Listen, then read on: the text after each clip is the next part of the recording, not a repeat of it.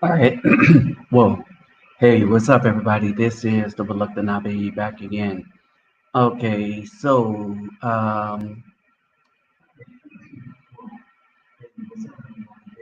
okay, let me fix this real quick.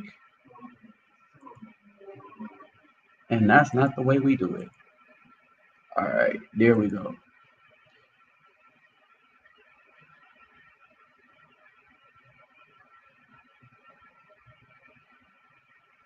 Okay. Um. Anyway. So what's going on, people? What's going on?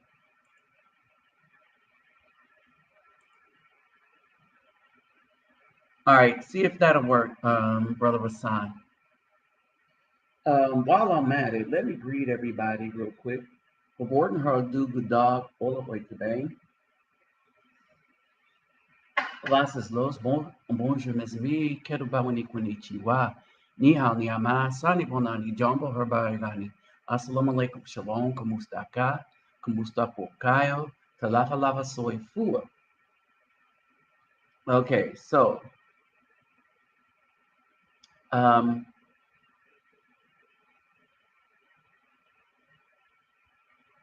basically, I saw nature today. I didn't even bother to film it.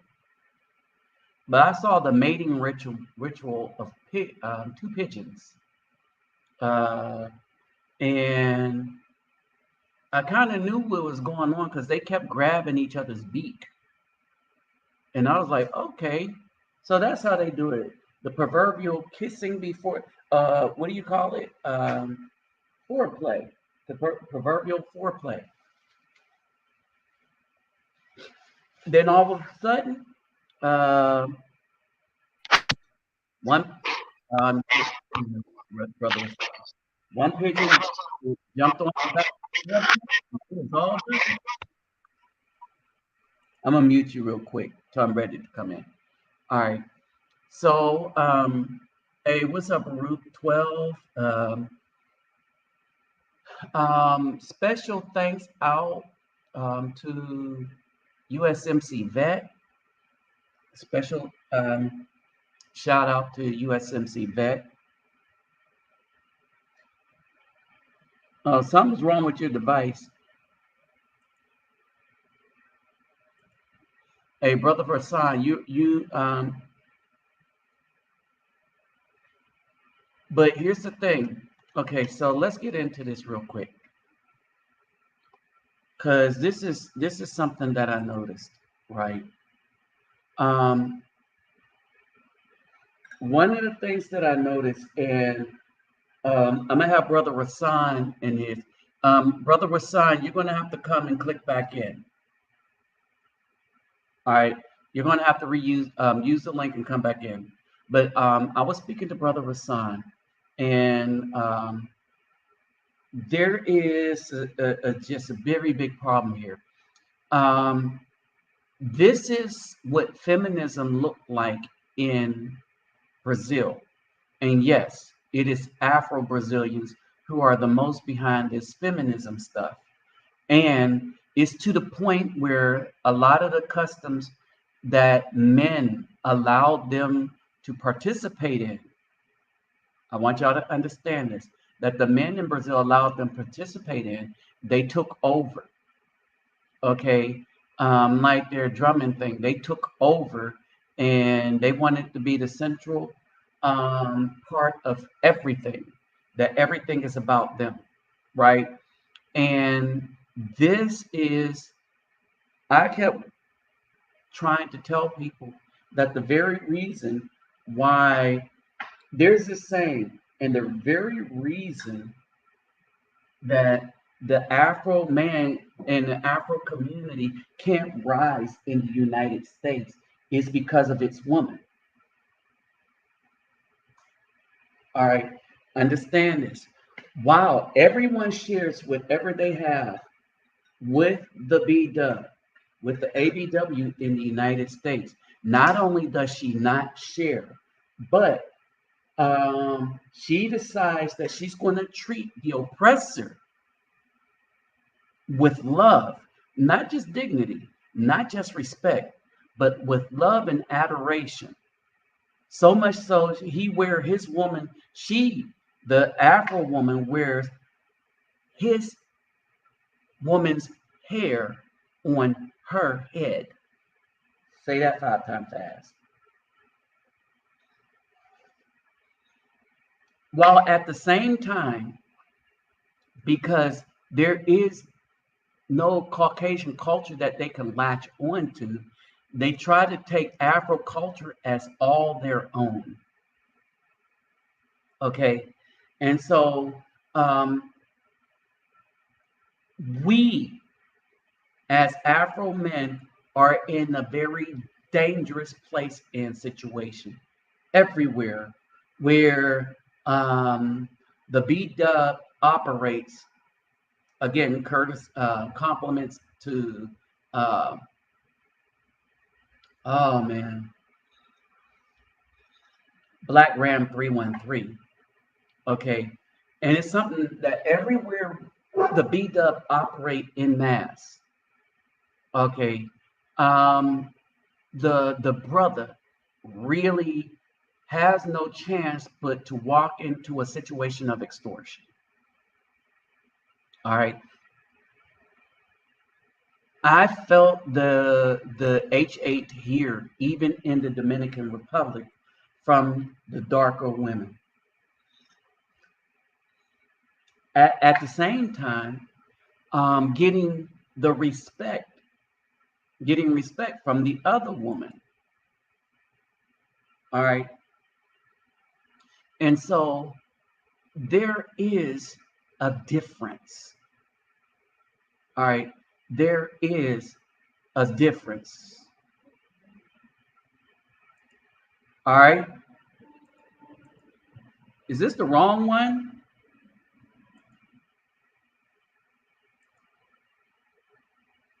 Okay. Yeah. Okay. Hold on for a second. I might have messed stuff up. So the Blog Talk Radio that you heard. Oh, I think I know what I did. Let me move. Don't be messing with my kung fu to there.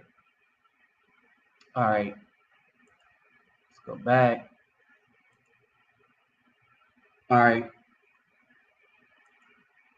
So basically, there is a difference, right? And herein lies the difference. If you look,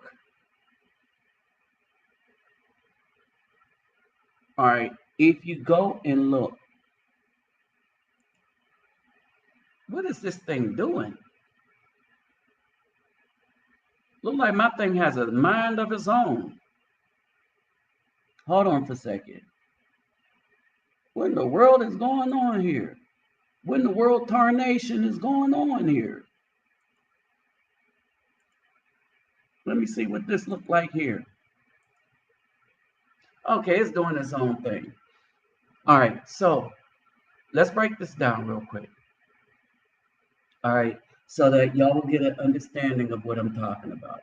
All right, and so here in the DR, all right, I've gotten a great deal of respect, but right off the bat, and I was discussing this with the woman at the front desk, who's been nothing but nice. Where I'm at, the place that I'm at, nothing but nice and respect.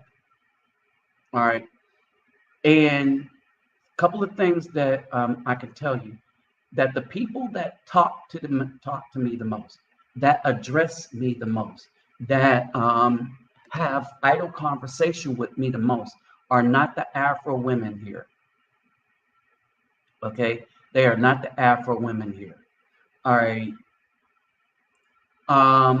The situation with the date, it was a woman that should know some stuff because she had a child from a Puerto Rican, so she's dealt with somebody outside the country. But her sister told her, "Don't talk to me because I'm an American Afro-man, basically. Now, what I can tell you about where I'm at is there's a whole lot of white men coming from Europe, and we're talking about old white men coming from Europe, and we're talking about beyond, way beyond retirement, coming from Europe, and it seems that the black women here are not only okay with that, but they're flaunting around like they really got something. Here's the thing: that man's going to go home, but it seems that when you look in Brazil, Europe, and a lot of people that meet these tourists, they would prefer to continue in and out of just this thing, um, tourist boyfriend, I'll call it that way, where it's temporary. You got somebody for a week, and then they leave. Then you hop on the next carousel for a week, and then they leave. They would rather have that than the man that actually wants to have them long term, that plans on staying in the place, right? I would not stay here. And so, as I was telling the woman at the front desk, and I'm gonna let Brother Rasan in on this right here. Okay, you're on. But I was telling the woman at the front desk that, You yeah, can hear me? yeah, I can hear you. Okay. Um, I didn't have you in the stream yet. I just wanted to make these few points. All right, before we could get into our discussion. But I was, and the reason why I have him on here is he's traveled to Mexico, and the same kind of love that he met down there is the same kind that I got here, right? And so basically, I can't explain it. Um, I was thinking about Madagascar, right? I was thinking about Madagascar, right? But this is one of the things that I started to understand, that when it comes to what's up, Cortez Smith? So Baru, we got, hey, what's up, Flex? Um, and so the thing is the Afro-Colombian women will check that for a good man. All right. And so basically, when you look at all this feminism that's going around, it's the B dub that's spreading it. And so the reason for this is because one of the things that we notice is there is a lot of H8 going on against Afro men outside of the United States by other BP, and primarily the women. The brothers treat you with utmost respect and stuff like that. Now you treat them well, they treat you well. They'll hook you up, they'll hang out. Y'all know I hang in some of the most dangerous places in Brazil and have nothing but love for them people because they have nothing but love for me back. And it's the brothers.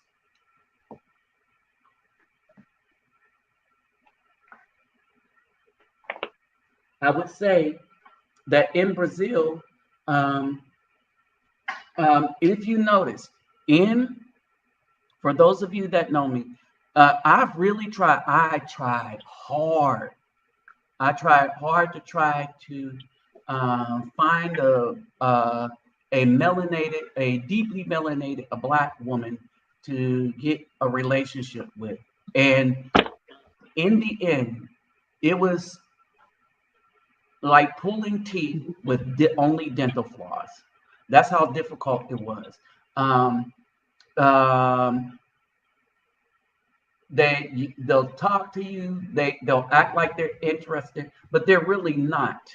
All right, because they're exploring other options or whatever. I don't know what's going on, right? But they still want to check you and make sure you're not talking to anybody.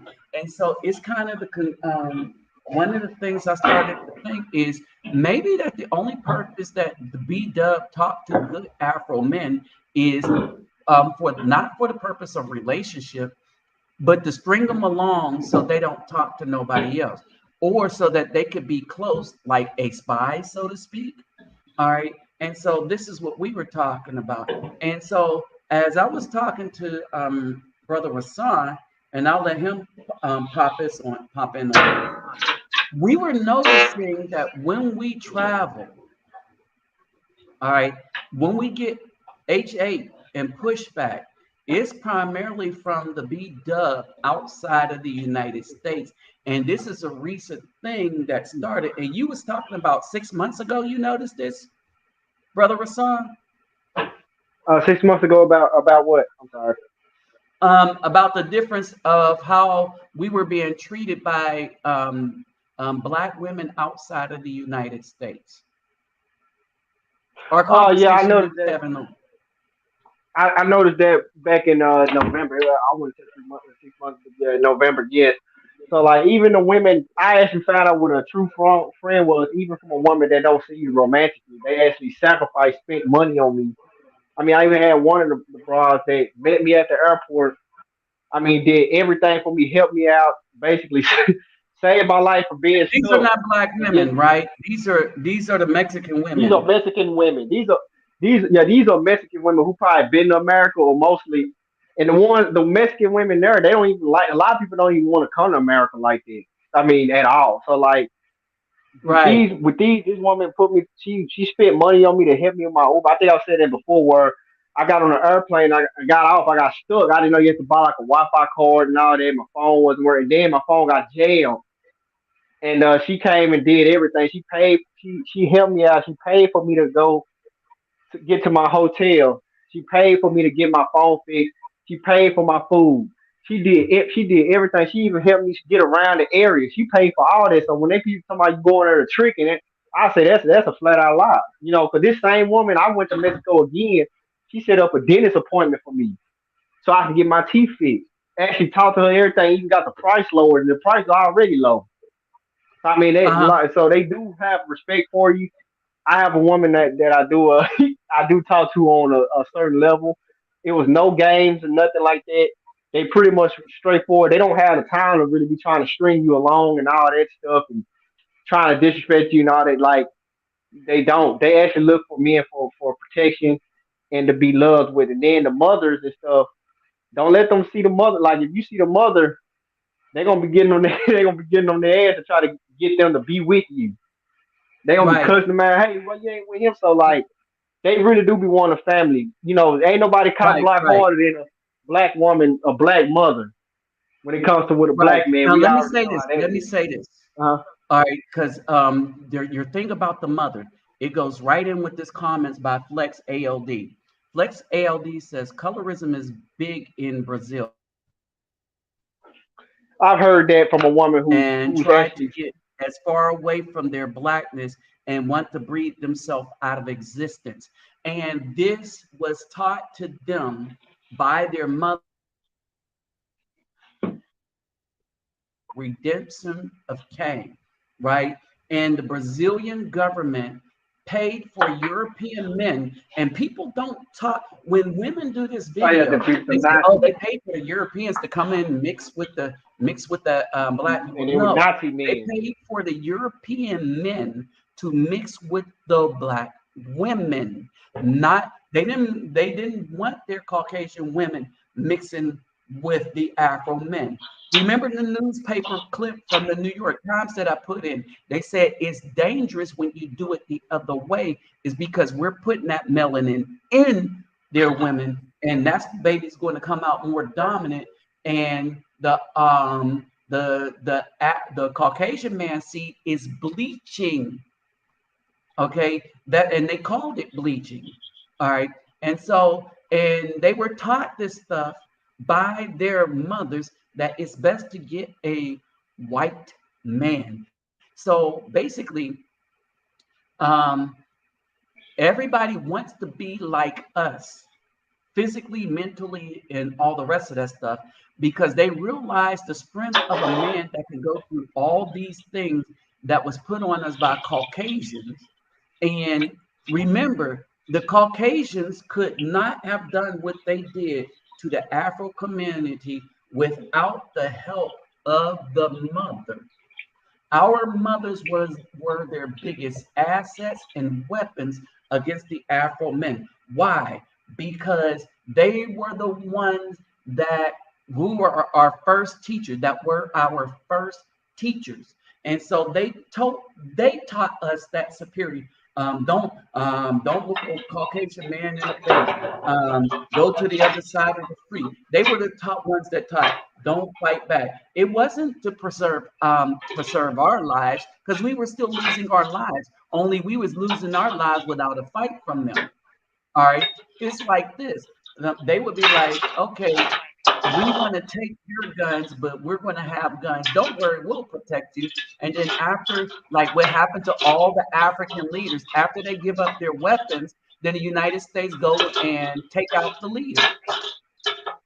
All right, and that's what they do to us. It's the old thing. You weaken the men, you take away their weapon, their strength, and as soon as you take away enough of their strength, then you eliminate them. The problem with us is we live in a country there is not a gun-free zone, right? Now, I honestly believe that, and I'm gonna mute you because you're doing a bunch, man. You're doing a bunch. Okay, I'll unmute you when I get done. One of the things is that I believe that there's a reason Joe Biden allowed the borders to be open is because those Mexican gangs, from what we hear, got rid of their Afro problem in California. Okay, and so basically, this is where it is, right? The B Dub will never see a real man, and when they see a real man, they see somebody that they must fight on behalf of the oppressor. All right, and this is my opinion because this is what you see being done. So my opinion is based on what is being done. Okay, and so while the Afro-Brazilian mothers and grandmothers were teaching them this policy of bleaching out your color to improve your race, the Brazilian women were admiring the Afro men. And then when the cat was out of the bag where everybody could talk to whomever they could talk to, this is why when you go to Brazil, you are more likely to end up with a woman that's not going to be Afro. If you look at most of the brothers who are finding wives outside of the United States, they're not finding dark black women as wives. All right, because these women are not approachable, right? And I haven't. I've only known most of the brothers that are finding wives are not finding them in the DR. And I'm gonna tell you the other problem with the DR is an island. Okay. Well, see, Austin, we don't know if Austin was really dating or not, or whether he was just hooking people up as a result, right? And so we don't know that. So brother Rasan, so Yeah. with your I knew I forgot somebody. Mm-hmm. Zimmerlu. So basically, all right, when you were there, because this is the other thing I noticed in Colombia as well. The first girlfriend, y'all remember the girl by the pool? And that's the one I really miss. If there was an opportunity to hook back up with somebody, it would be her, right? And we just had a good old time, and things were easy, relaxed. That would be so, but she's Venezuelan, right? And then I noticed that there was another woman that liked me. She was also Venezuelan. Now, the women for Palenque, the women from Palenque, all right, I know that two of them like me, but they have children, all right, and so, all right, and so that's that, right? And so now back when we was talking about the thing with Mexico, right? And like when you said about their mothers wanting to hook you up and stuff like that. Hold on, Zimalu is up in here. What's up, Zimalu? Young boy 24. Um, uh, Afro True. Okay. Um, hey, so Zimalu. I mean, no, Rasan. So when you were traveling, so what else did you notice that was different, right? Because that's what I noticed. I mean, I noticed good people hang with good people. If you like super polite and nice to them, they actually appreciate that. It ain't like it's a women or men with a bunch of low self esteem where you got to treat them a certain way, be elusive and have this quote unquote game, and then you got to have all this money to trick off to have them be nice to you. They don't care about money like this. They really don't. They look at it as since you already there, you got money. This lady told me, she said, "Well, you already here, so that means you got your stuff together to even make a plane flight here." So like Right. they already don't care, and they see that you already got that, so they don't really care about money. They like that you nice and polite. They like that the dudes to even get you to hook up with these women. I notice when I'm with a woman that's helping me with stuff, they respect that and they like that. They ain't looking at it like, oh, what's he doing with her? Let me try to cow block him. Let me try to test him, and all that other Yeah, they mess. don't do that.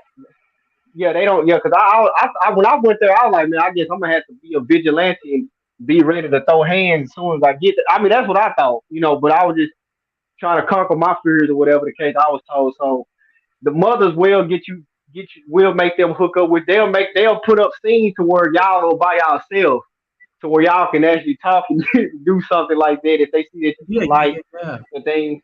And the fact is, I've heard from some of them too that they don't really like talking to white Americans because they be super arrogant and they don't really know much of what they think they do. I've heard that, and I hear about like with the Venezuelan women. I'm gonna get back to men, but the Venezuelan women, I heard them tell me that they be with white men and the relationship never ends well, and they try to leave them with a kid, and they usually have crimes with little boys. You know what I'm saying? So like, they don't Mm, really mess with like Americans like they here, but like back to a Mexican, they do. The women will try to get you hooked up. The brother, the cousin, they'll try to get you hooked up. I was in a house in Mexico in some place. I don't even know where it was at, even to this day, where she took me to her house. I don't even. I mean, I can go back still not know where I was at, but we was over there in Mexico, and she took me to her house. It was her mom, grandmama, brother, sister, cousin. Had a auntie. I don't know how they had all these people in this freaking house. I really don't. But they was basically mm, trying to get me hooked up. Or they were trying to get her to make me fix me dinner, make her give me a plate. They was even happy that I was so nice and that I actually knew their language. So they already look at it since mm. you know the language, you respect our culture, you respect us. They look at things. They look at the whole aspect. They don't just look at let me get money and then that's it. So when I went out there Right. totally, people was nice to me. Like they nice to Black American men are safer in Mexico than in the United States. That's a fact. Right. Let me say Um, this. Let's say uh, certain. All right. So one of the things is when people bring up the people that went down to Mexico and got kidnapped, right? getting that. Mhm. Yeah. I can tell you One of something the on that. things is, yeah. Yeah. I want you to speak on that too, but one of the Mhm. things I noticed, and I was discussing this, is that it was a bunch of people that went down. Dudes went down with these females so that they can have elective surgery. All right, the Mhm. BBLs, whatever. Instead of working on their attitude, you hear it a lot, is they will go to these countries and put themselves at risk to have people surgically try to fix the body that they messed up, maybe from too many children or taking men for granted, thinking that good working men are always going to be around, and no matter how old and out of shape they get, they will always be able to have some sucker that will come and raise their kid with them, right? And so brothers got passport and are looking to have children with women that appreciate them when their bodies are in their youth, right? And so instead of taking the loss, they are taking just a greater risk. They are going out and they are saying to themselves, well, we're just going to have this operation and this, that, and the other. So they go down as a group. Now, you got a group of people that's going down for an elective surgery, right? Which means that they have money, all right. And if they're going down for this and people know what they're going down for them, and there's a bunch of them with these kind of surgeries, all right, man, all right, that's not the way, that's not, some of the times a group It was. is not the safest thing since it's a group of money and they can have armaments and you cannot. Go ahead. I mean, yeah. So a lot of times, see, what these people don't know, they probably was trying to get some drugs and stuff too, and try to run off because over there, those people that do see, I had people come at me with hard drugs when I was in the streets over there. Like I was in the bad area too. I found out real quick. You know, some of them guys that do, you be surprised. A lot of them guys that be selling dope and doing all of that, they know English very well. I'll be so shocked and surprised. Like they know you Uh, when they see you Hey, based on your watch clothes. how we The, use the, our what, watch how we use our terminology. But when let's say product, what, I, okay, well, product. I would say, oh yeah, 'cause you too. I would say product. yeah, we So want a lot of live, times, right? Go these ahead. guys that do that, these guys that do the product and stuff, these guys are heavily taxed with high underground power. You know, so they usually don't mess with civilians anyway. Unlike over here, where you got guys with this product, and they could just be somebody who just doing it while they work at Kroger's or work at Tom Thumb, and you can kind of run off on them and block them, and it's over. Over there, they heavily tied. So when you trying, a lot of times you guys get hurt because they're getting this product and stuff, and they'll try to get a lot out of them because they're so nice to them with selling this product, and they'll try to run off, and then you trying to run off. You know these guys got connections throughout the city, and close with the police too sometimes, and then they get chopped off with a machete or something. And they'll be like, "Well, it's so dangerous. Look what they did to me." They ain't telling you the whole story what was going on. It was a dude out there when I was there. He got hit with a machete, and he was just left in the street, and then nobody cared. Right. Like nobody cared Brazil, because he tried to run off. Hmm? in Brazil, they'll do the same thing. They'll roll you up in the carpet and the children will find them under the bridge. Hey, honest Adonis. Hey, ain't seen them in a minute.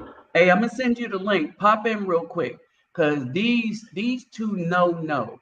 All right, So, what we're so, talking about as well.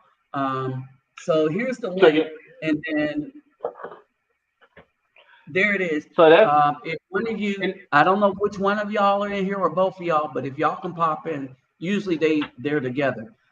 If y'all can pop in. So here's the thing. So when I I was go gonna to say Brazil, too. Oh, oh, go ahead, okay. I was gonna say go too. ahead. Those guys, they was from Haiti. They wasn't Black Americans. So like a lot of Oh, Haitians the been ones over that there. got kicked. Mm-hmm. Yeah, they was Haitian. They wasn't Black American. Haitians go over been going a little before COVID, selling candy and doing illegal activity over there. So Oh, they okay, really don't. okay. Yeah, they. So I they seen a weren't lot of them when I no, was over well, there. the news said they were Black Americans, or they gave the impression they were Black Americans. Hold on for a minute. What's up, Cortez Smith? What's up, Terrell Lane? What's up, performance chip? Um, and oh, let me see if Ricardo. Let me see if I got. But anyway, yeah. And so, hey, Honest Adonis, I just sent y'all. You see the link right here, right? It's right under y'all, right under the product comment. Click on it and pop in real quick because y'all would be experts on this as well. Since the wife here, there is from Korea, okay, and the brother is obviously a brother, right? And so basically, so in Brazil, you can end up like that too. But back to what I was saying, one of the things that All right. So since 2016, all right. So I've only in the United States, basically, I've only been involved with um, uh, so-called the ABW, right? When I left for Brazil, I just was tired of the trouble that men could get into dealing with the ABW. When I left for Brazil, I'm thinking it is outside of outside of Africa, it's the most Negro place outside of Africa, right? And so basically, what I noticed is that when I went there, the women that were really coming after me were not the Afro Brazilian. It was everything but the Afro Brazilian. Hey, brother. How And I how you ended doing up tonight, and I brothers? hey doing all right. So y'all, this is Honest Adonis. They got a channel on here, and How in y'all this doing? realm, they are experts in this matter. Okay, they are experts in this matter. In that he, his woman is very beautiful woman, Korea, and What's they about? could tell you about this, right? Okay. And let's just say one of the women, all right. And so the things that I notice is that every place I go, even in Colombia, now, and I say Colombia is because Colombia is the only place where Afro women, the Afro Colombians, they approached me, but there was two of them from two different camps. So Mm, y'all already know. Wisdom tell me not to mess with none of them unless they in agreement. Well, we both want, I'll do that. It's all or none, right? But mm, when it was onesies and twosies, it was Caucasian looking women. The ones they were both from Venezuela. They were both from Venezuela. All right. And I noticed that in Brazil, y'all are well aware of Mimi. And y'all thought that that was going to be my end all and be all. But that religion thing, that Pentecostal church down there ruined everything for us. All mm, right. And then I started looking in my experience with the Filipinas. They've been in the military. They've mm, been involved with the military. I've always been around Filipinas. I had a Filipina girlfriend in Germany, and I had mm. a German girlfriend named Uta. I could call the name because it seemed like everybody had that name. All right. That name was like Jennifer, huh? Yeah, yeah, yeah, yeah, yeah. Yeah. I was like, Uta. What the heck is the Uta? All right. And so that was my experience in Germany. But I'm gonna let this brother have the floor real quick because his wife is Korean. Yeah, well, I appreciate you having me on the show, Nabi. You know, I'm a big fan of the whole platform, and me and my wife was just talking about this. My wife is actually the product of a passport bro situation. Her father's from North Philly. Shout out to everybody from North Philly, everybody who know how ill that place is. And before I go further, this thing about the black people who went to Mexico, man, listen, us as black Americans, in my opinion, we should be moving throughout the world as if we're moving at 2 a.m. in the urban area. You can't just be, don't think it's sweet just because you in another country. I mean, use a rock They were star. out what time?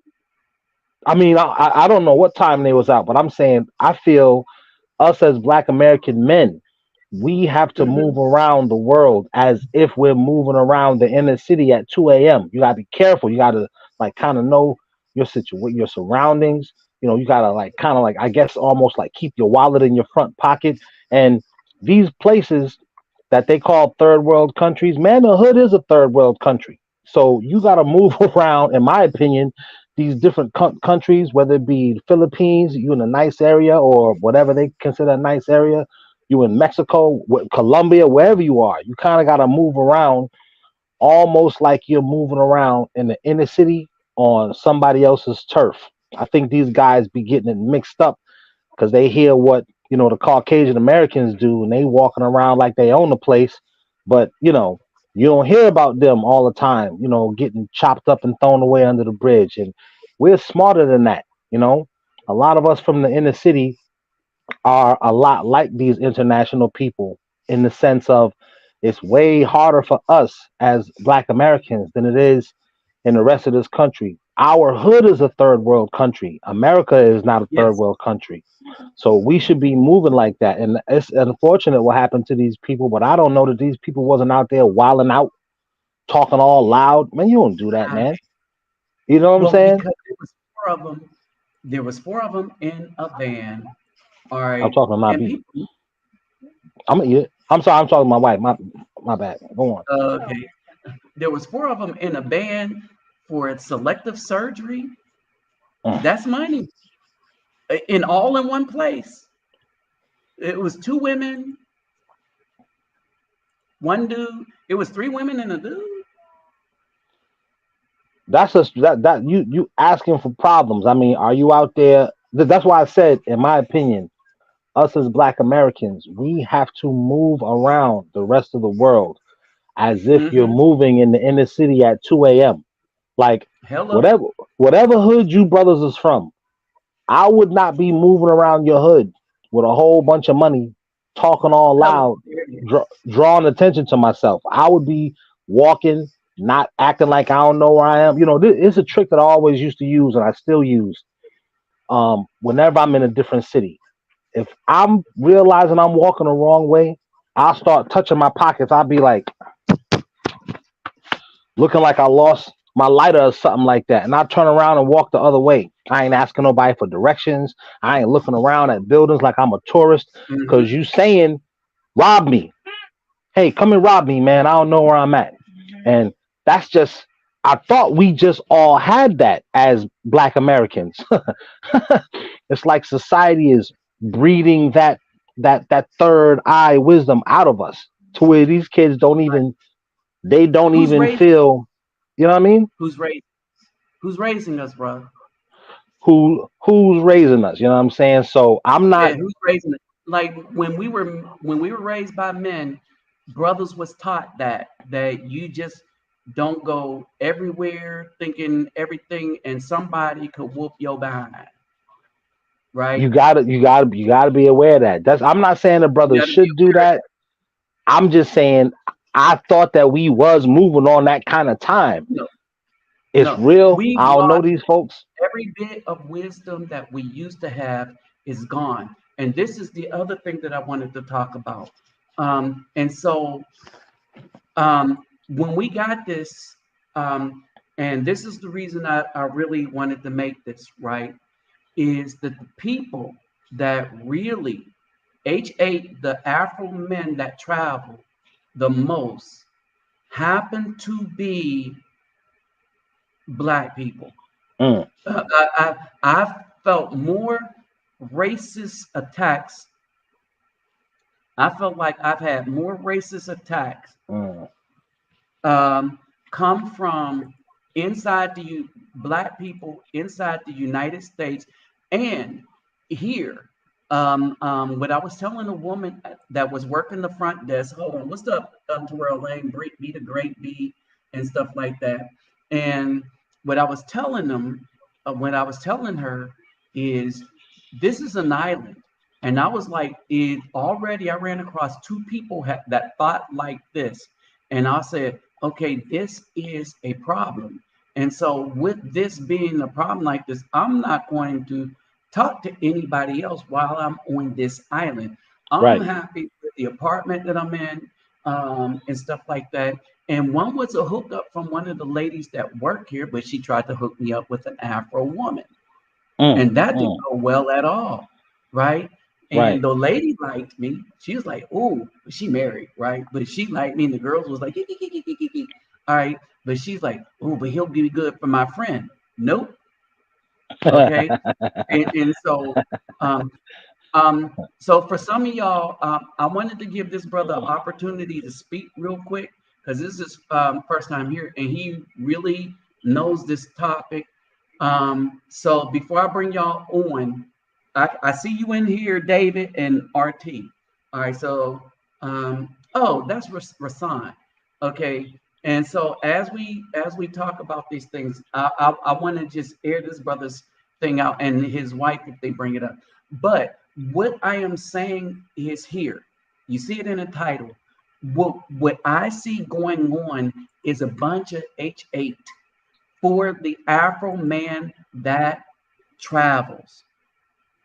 Okay, um, for the Afro man that travel, and the H8 is being taught to other BWs outside of the United States. And that, hey, what's up, Mr. Pirate Brains? That H8 that I am seeing, I'm witnessing with my own eyes. I've witnessed it in Brazil. All right.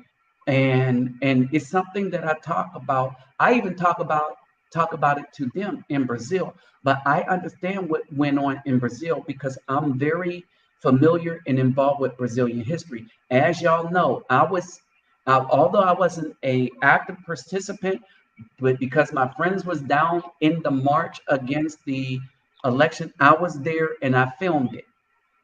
Mm, Okay. So, and so I was there in the middle of it, and I was just telling y'all what was going on without giving you my opinion at the time of what was going on, even though I have one, because me and Selmia talk about things at nauseum. All right. mm, So because of my relationship with the NGO and because of what we do for children, because I know what she got to go through to get money continuously and have these campaigns and stuff like that. And I know whose palms need to be greased. And remember that one of the first videos I did was with kind of like an MP or a parliament member when we were walking around Villa Aliança in Brazil, and I was mm, talking to one of his aides, okay? And we were talking about what's really going on in America, all right? And so basically, that's how deeply entrenched I am because of my activism with the youth and children and bringing the soccer balls there and stuff. So I mm, brought some here and I started with the hotel and I was like, okay, I was really excited and I was like, oh, this would be easier and I'm gonna just do this, like bring a whole bunch more and then go out into the community. There's these women I met and then I'll start with their community. Nope. All right. I fell through so quick. And the women don't even know how their community is not going to be blessed, and the same struggle they love to be in is the same one they're going to have behind one sister telling her, oh no, don't, it's a black American. And I know that's what she said because the light-skinned women don't have a problem with us. And when I see dudes marrying, that's who they're marrying. They're not marrying the dark women. And I Well, was like, well, what? listen, Nabi, can I just put this in there right here? First of all, you got some real good comments. One brother said that the Caribbean women are just like the BAWs. This is the thing I gotta express to these guys. In my opinion, man, women and people are toxic. Whatever. It's not a utopia because we in Brazil. It's not a utopia because you in Philippines. The women are, first of all, this is a very influential society.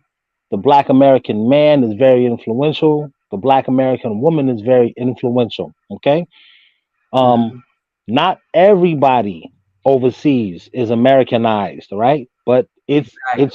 it's spreading to that. So when you go overseas, you just gotta play it smart and play it by ear. You should be stepping like you would step in the urban areas. But we not afraid to go to nobody's hood over. We do it every day. You know, you be going to the corner store. It can happen in your neighborhood.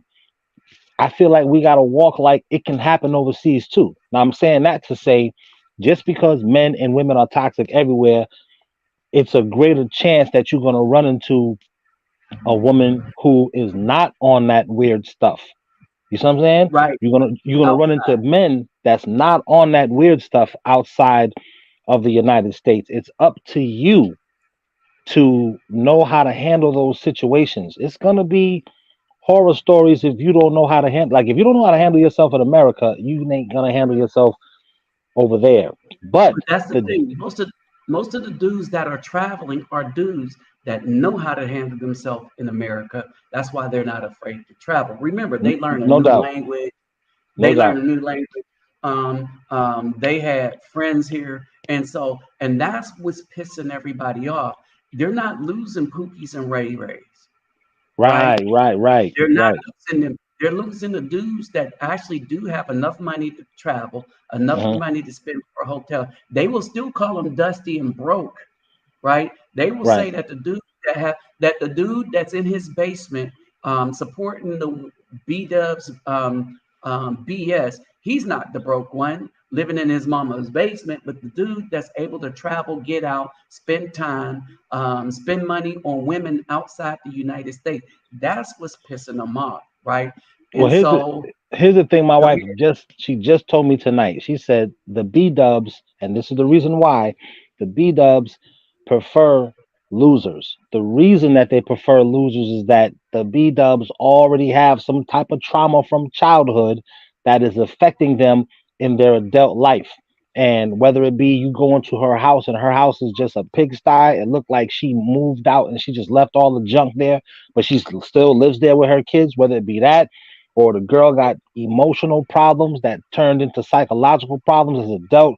She was SA'd before she left her home. We talking about a family member SA'd, like that happens. The more that it's not necessarily it's 100% it happened, but the more attractive these girls are, somebody that's close to them SA'd them or did something to them that they wasn't supposed to do. That happens Mhm. to our B dub women too. It happens to them, and she grew up Right. with that It trauma. happens to. Mhm. She I was grew up going with to that say, trauma. She never went to therapy. And when you run into her, all right, she'd like to. The reason she don't want to mess with you, passport boy, is you are not as messed up in the head as her. This is why they like to mess with losers because he got more problems than her. So you oh, there cannot it is, right there. you cannot fret yourself. And I know it's hard, brothers. I'm talking from But experience before somebody see this on a video later and say, "Ah, speak for yourself." I'm speaking for me. It's difficult to hear people who look like you, tell you that you are what they're telling you that you are. You know what I'm saying? It's difficult to right. hear that.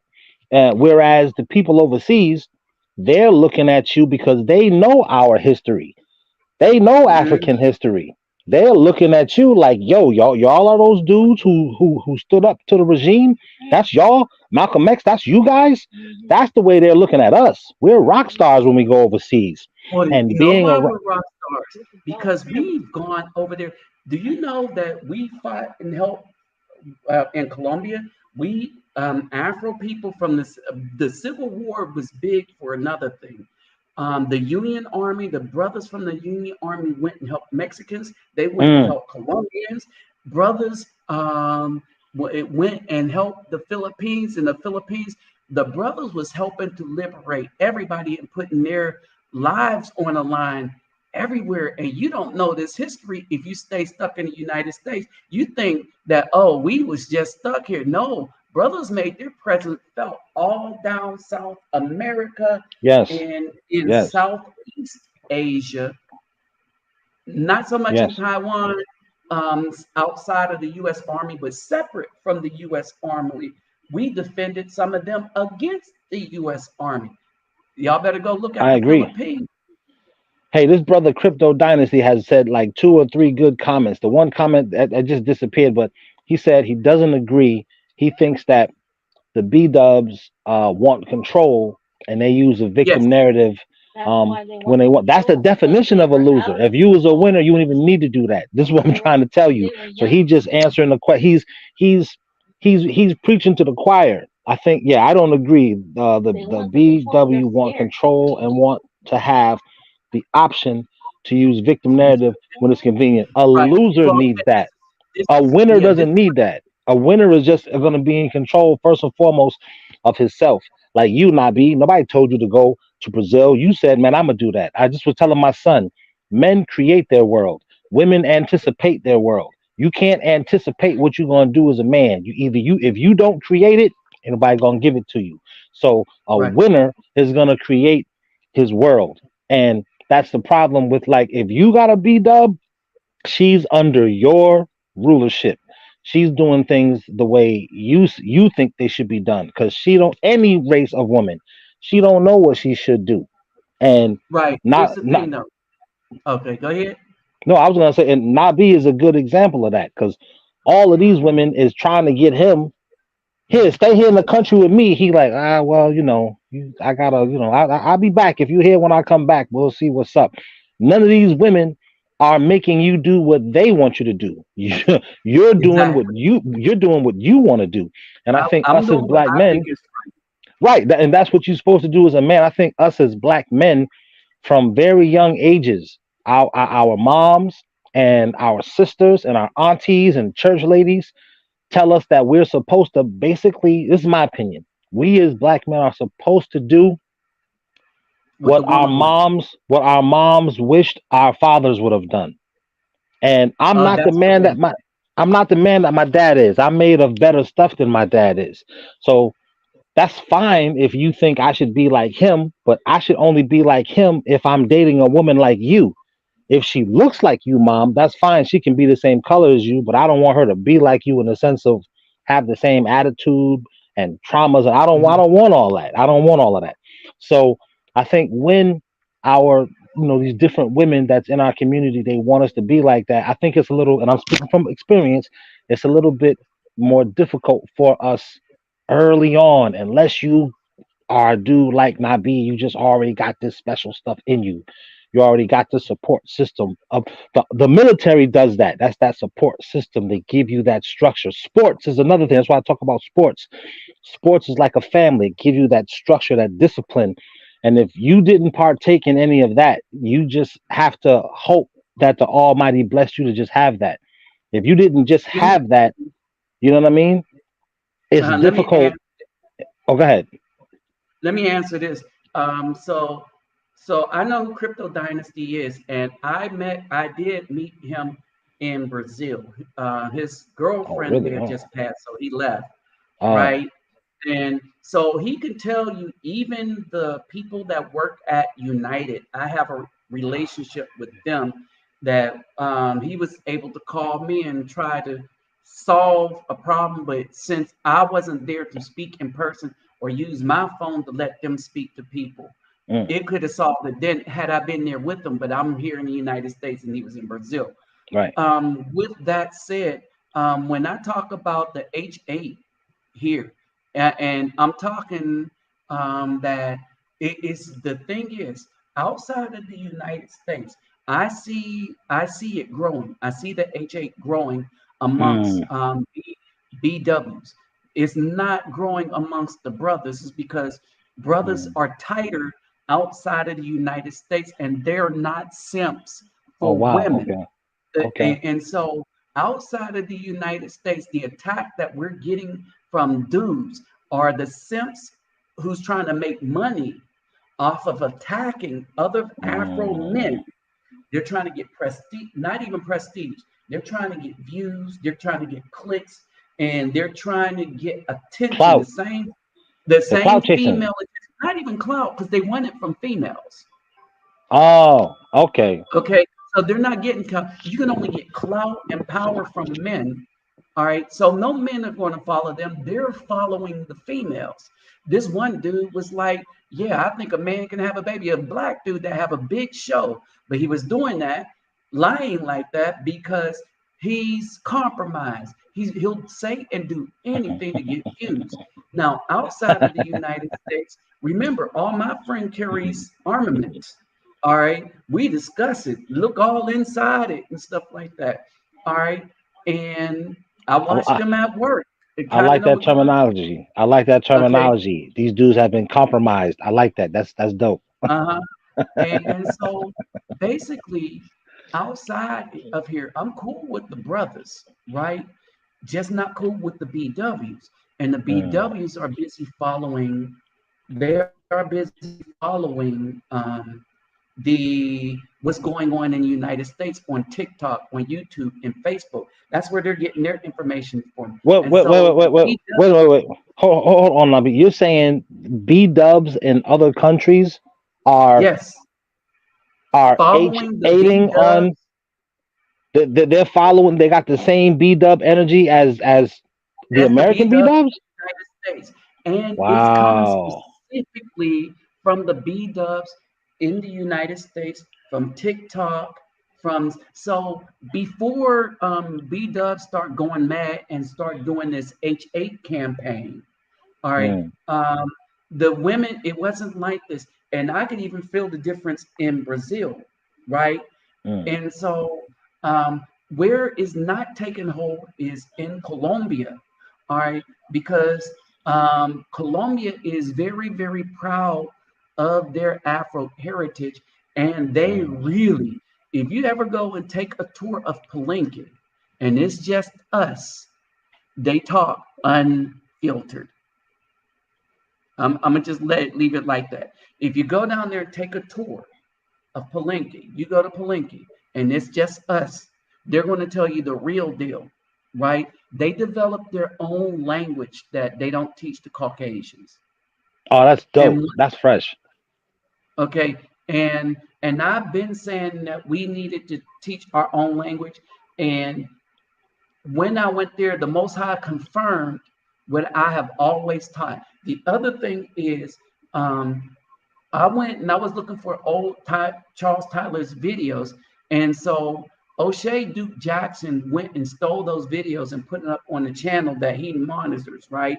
And then he tries to explain like all the people involved, and he always try to leave me out. But guess what I found? What's that? That music y'all heard, that was from the radio show that me and Charles Tyler used to do when we was telling people to go get their passports. See, so before O'Shea Duke Jackson came and starts trying to steal everybody's platform and stuff like that, um, me and Charles Tyler was telling people explore your options and stuff. And we were talking on Blog Talk Radio. It wasn't my show. It was his show that him and somebody else was doing. And because I was helping them spread the message on my channel, and I was the only channel outside of his at the time, but my channel was getting millions of views, and his wasn't really growing like that at the time, That's right? it. That's And so, that's it. That to me, you just explained the whole what happened, right? People was listening to you. Nobody wasn't really listening to him, and that always is what starts it. I mean, Jada Kiss said it best. He said, "As soon as the money get right, that's when the love change." It's just the but same Charles old, same Tyler, old. the love between Charles Tyler and myself never changed. And so I was supposed to meet with him because we was discussing everything, and he was the there was a group named Passport Brothers, right? And that's where this Passport Bro thing come from. That group that it was Alan Harper, John Thompson, and Charles Tyler was the face of that group, and that Mm, group had been going on since for a while. It's just that when Charles Tyler became the face of it, right, and start talking and stuff like that. And when I started promoting it on my channel and he was promoting it on his channel as well, the more people start becoming aware of this. And then when I started traveling to Brazil, all right, a lot of people were becoming more aware of it. And then my channel got taken down. All right, mm. the other channel got taken down. So the first one got taken down, and y'all remember the emails that from O'Shea. Y'all remember the emails from him. I All right, remember seeing them. Yep. he helped the B Dub take down my channel. All right, that Mm. channel, and then the next one after that, YouTube was just taking down my channel when I reached 5,000 subscribers all the time. Anyway, after that, and Hey, so hey, Nabi, I didn't even mean to be on this long, brother. I got to get out. I'm gonna still watch the show, but and tell your missus I said hey. I'm gonna tell her I mess around and neglect my stuff, and I trying to. No, you can bring that. You can bring that. You can bring that. You can bring that. Oh, you put them. Oh, all right. Yeah, I gotta. I'm sorry, man. I be thinking I'm still single sometimes, and I gotta. My wife will remind me, dude, you married. This responsibilities. All right. All right, brother. Peace. All right. Peace. Okay. So, yeah. Now, and I want to him on real quick. Okay. So now, Zimmerlu, you're there. Who's this? Rashawn Tyler and Mr. Pirate Range. You back. Okay. So what's up, everybody? Hey, how you doing? Hey, I'm doing all right. Okay. Rasan and then Zimmerlu. Hey, Peace. what's up, Zimmerlu? What's Yo, What going? did you have to add to this? Well, I came in and we jumped from the killing in Mexico to black women and just all over the place. So I mean, wherever we Okay, start, so this, hold on, let me start everybody back to the beginning. can The y'all hear me? Mexican thing, yeah, we hear you. The uh, Mexican thing Okay. came up because of we were talking about that brothers are getting H8 from the B dubs outside of the US, and it's mainly from those listening to social media that's following the lead of the BW inside the US. However, still there is no more racism, even despite the Mexico thing. right. Um, I have not seen as much H8 come towards the Afro-men outside the United States, as much as I see it inside the United States, in that you see it from the B dubs and dudes. You see it Yeah. from the B dubs and dudes. Dudes are so greedy for attention that they will destroy good men to try to get that attention. They are so greedy for stealing other people's stuff that just like the oppressor, they will take other people's stuff as if they own it, all right, and then try to hide that information from other people, right? Mm. I And don't. then I started, go ahead. I was gonna say I don't know if you knew this. The latest news on this is the people that uh killed those two. I mean that deleted those two uh people that were in that car and that held on to the other two. The cartel themselves caught those five guys, took their shirts off, laid them down on the ground, laid all the weaponry that they used to do what they did on the ground beside them, and left a note on their car saying, "These are the people that did it. They were not authorized to do what they did, and we're handing them in because we don't agree with that." Not only did they do that, they sent the bodies back to the United States, which I don't know if you remember the last time where they had that fight in the hotel room. They had to figure out how to get the bodies back. The cartel shipped them back themselves. They didn't want no part of what was done. Hold on, let me break that down. The woman that died in the hotel room were unalived by her jealous friends, who then left for the United States, that the government had a hard time finding. All right. Right. And that's And what bringing was the an body open back. case. And they had a hard time bringing the body back, the autopsy thing, this, that, and the other. And she was done in by other ABWs from the United States. Let that sink in. All right. Right. And these people, the cartels decided to bring justice to the people that did this to the other people. And do y'all see the difference when the B dubs do something and then something gets done without the authorities of the cartel? Because they know that right away that looks bad on Mexico as far as tourism and money. They I didn't got a want no quick. parts of that, and they made it clear.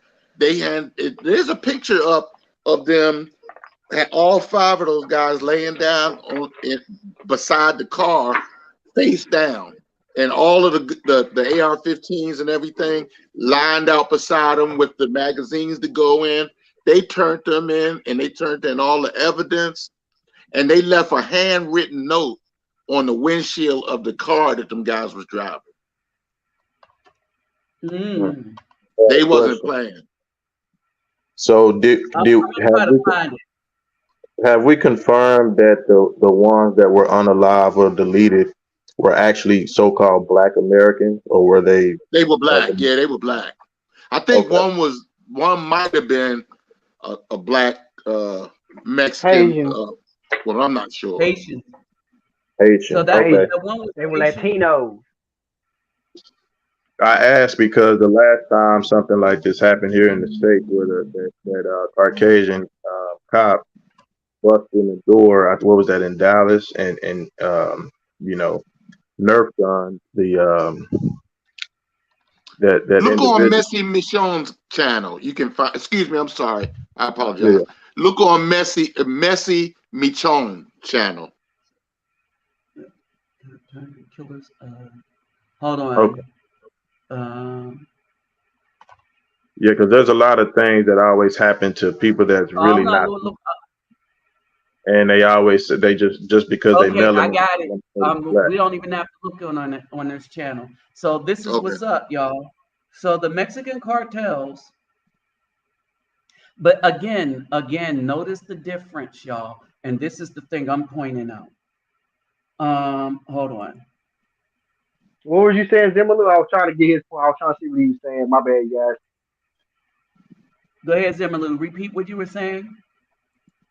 Oh, no, I was just asking. I was just making a statement saying, last time something like this happened back in Dallas, they just put the label that the guy was black, where that cop bust in the room in the apartment, thought it was hers, and unalived the guy.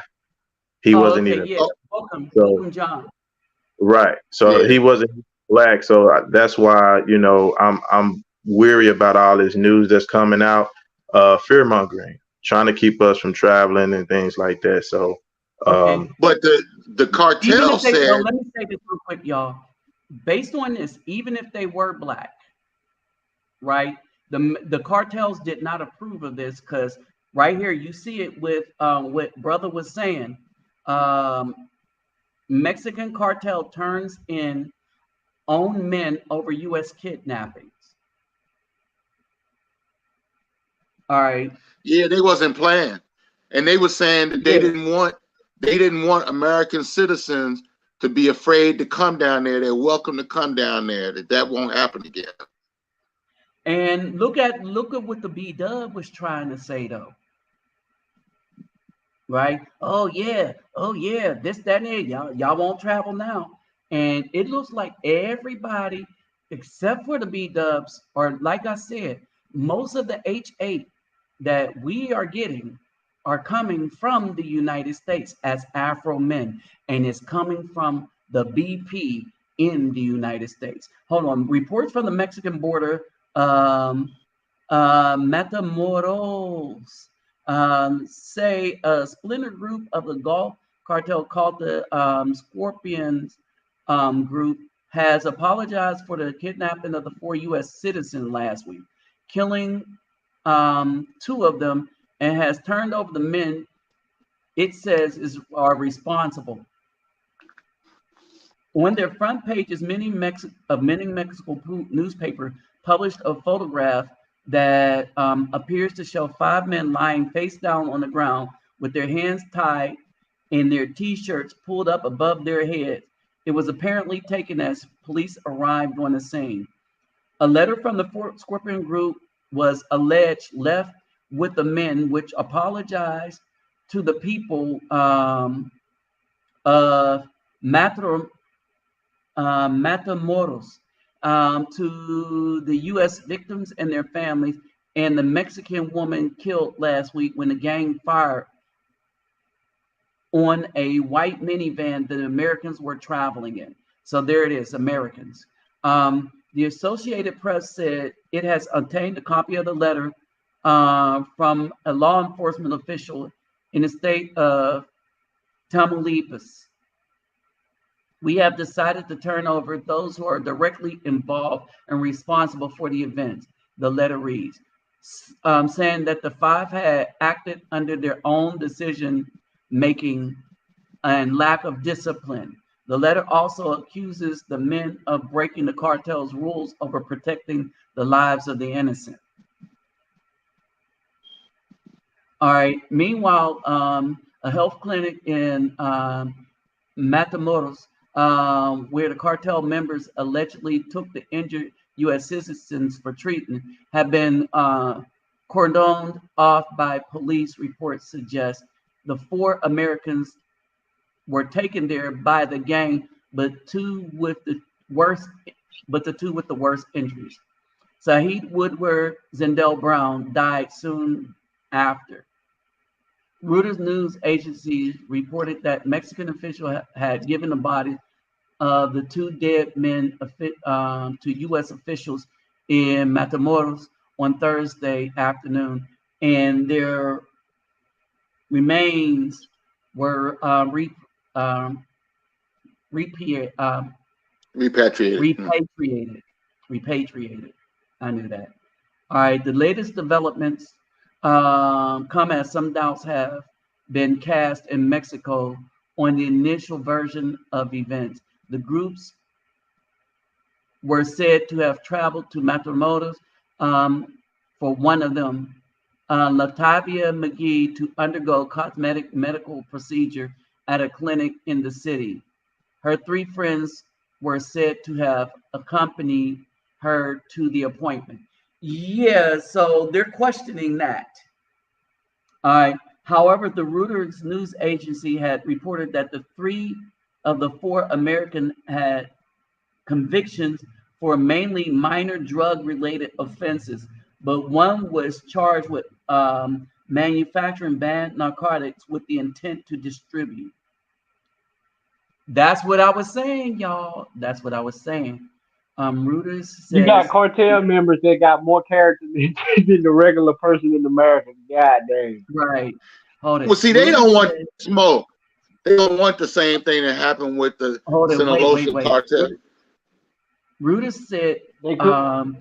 it seemed internal law enforcement document shows that the Mexican authorities are investigating the possibility that the 4 Americans were kidnapped, having been mistaken for rival cartel members encroaching on their turf.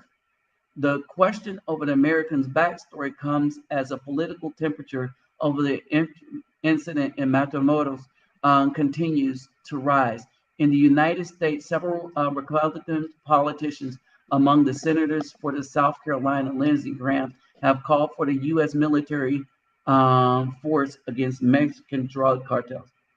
Specifically, he is proposing a plan to designate Mexican drug cartels as a foreign terrorist organization in order to, as he put it, unleash fury and might of the United States against them. Okay, and so there's that. Okay, so here's a couple of things to take away from this. All right, the B-dubs, when Kevin Samuel died, they rejoiced, they laughed, they did this. When anything happens to an American man overseas, the B-dubs rejoice, laugh, and they have fun with it, right? Here's the difference. Everybody else treats us with dignity and respect, even when they make a mistake. And we don't doubt, I wouldn't doubt is that if the other people that were there for a nefarious reason, because that's what it seemed like to me. All right. Yeah, because you don't need 4 people to go down there for one person to have a surgery. You know, and the 3 and 3 of them have drug convictions, and one has a thing for making. Okay, yeah, that's fishy to me. And actually, there were 5 American citizens. One of them realized before they got to the border that they didn't have all of their paperwork, and they got out the car. Oh, wow. So that's kind of iffy right there, if you ask me. Okay.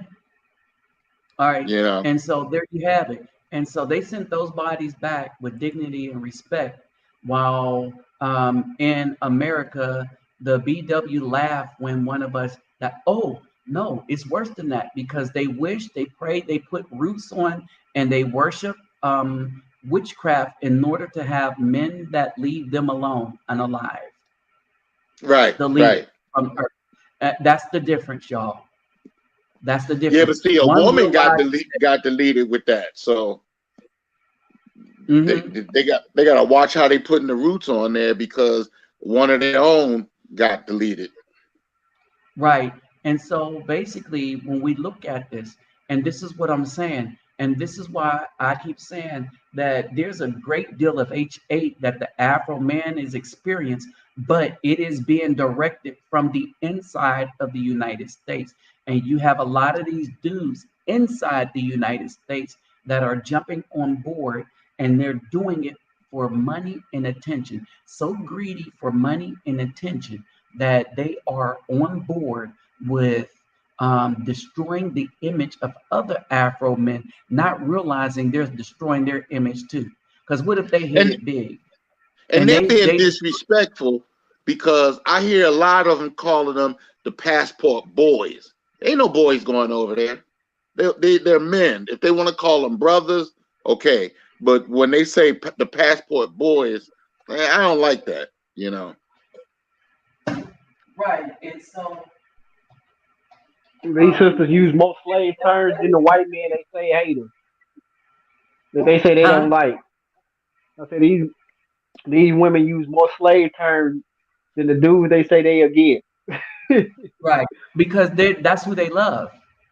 I honestly believe that that's who they love, right?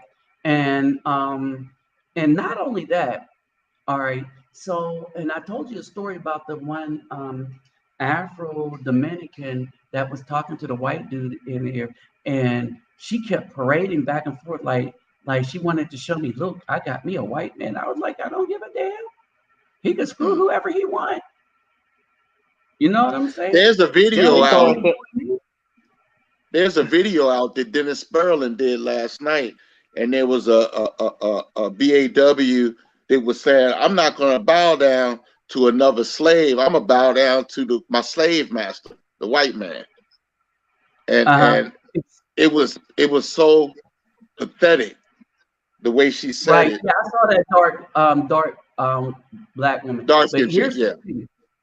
Yeah, here's the thing, and this is what they don't believe, that the Caucasian men, they understood that they could never control the Afro men if we grew up around men. So what they did was made sure that the mothers had the power to raise us along without the presence of the men. And even then, they couldn't beat us in the Gullah Wars. The Gullah Wars lasted 100 years, and we was whooping their behinds and stuff like that. And the only thing that stopped the Gullah Wars was the Civil War. That's the only thing Right. that stopped the Gullah Wars.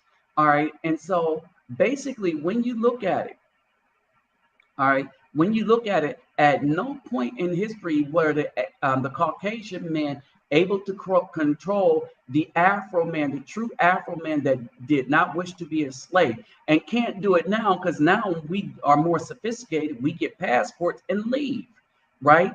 And so then, but who always comes and come up with a place to try to whoop us back in shape to stay on the Caucasian man's plantation? It's the B-Dub. It's the ABW, right? Who's the one that despises us even more than the Caucasian man? It's the ABW. And the very men that they despise are the men that would be the better for having children because they're looking to build a family and legacy for themselves and stuff like that. They will be stronger because they're not going to let anything control them, especially not an oppressor, right? And these women will fight these people, and they have spread the poison. All right. And this poison thread spreads through the women, not the dudes. All right. A dude come up to me in my face. Okay, we could throw hands. You know, he could catch the two-piece. Right. It's a Every sign time of we go to a country, the women follow behind us and spread poison, because we were going to Africa. Next thing you know, women are going over there. Now you hear African women acting the same way. We now that we going to Thailand and the Philippines. I mean, we've always been going there, but now that it just became a movement, now they want to go ahead and catch plane fares over there. Next thing you know, they'll be trying to put that to their mind, right? you know. But that some of the playthings are not going to work in certain places is because the way some of these people were raised and stuff like that. And these BWs in the United States know how to insult. They've insulted other races of women so bad. They're like, no, we can think for it. And now I was like, no, don't fall for the game, right? Keep doing what you're doing. And so a lot of the Filipinos, and they're the lead on this, they woke up and they said, we understand now. We are going to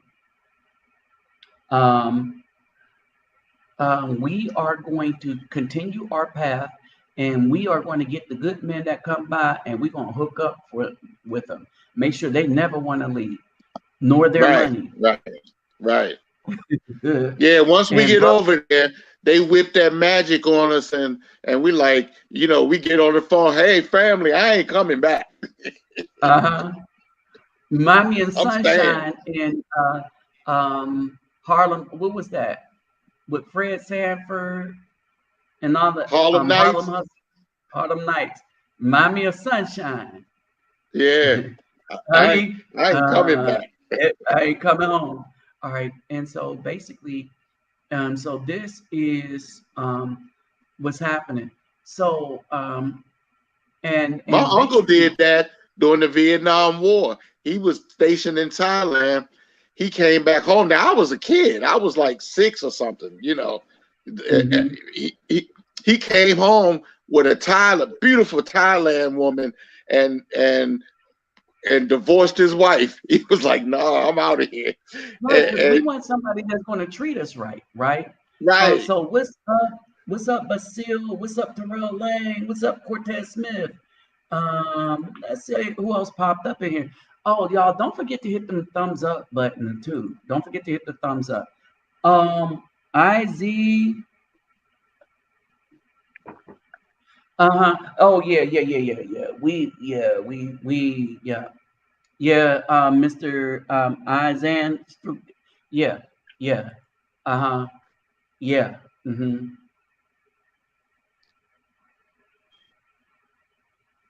Yes.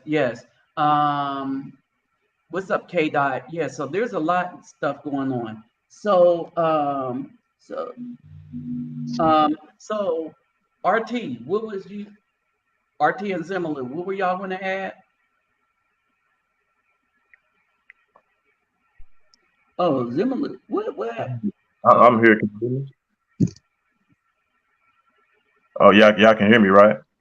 Yeah, we can hear you. Okay.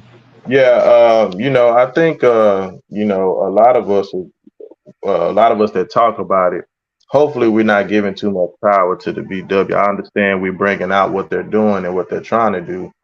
But, you know, like I told you last night, we had a conversation, Nabi, that I surround myself with Filipino people now. And I already told you what you said about the whole thing, you know. So,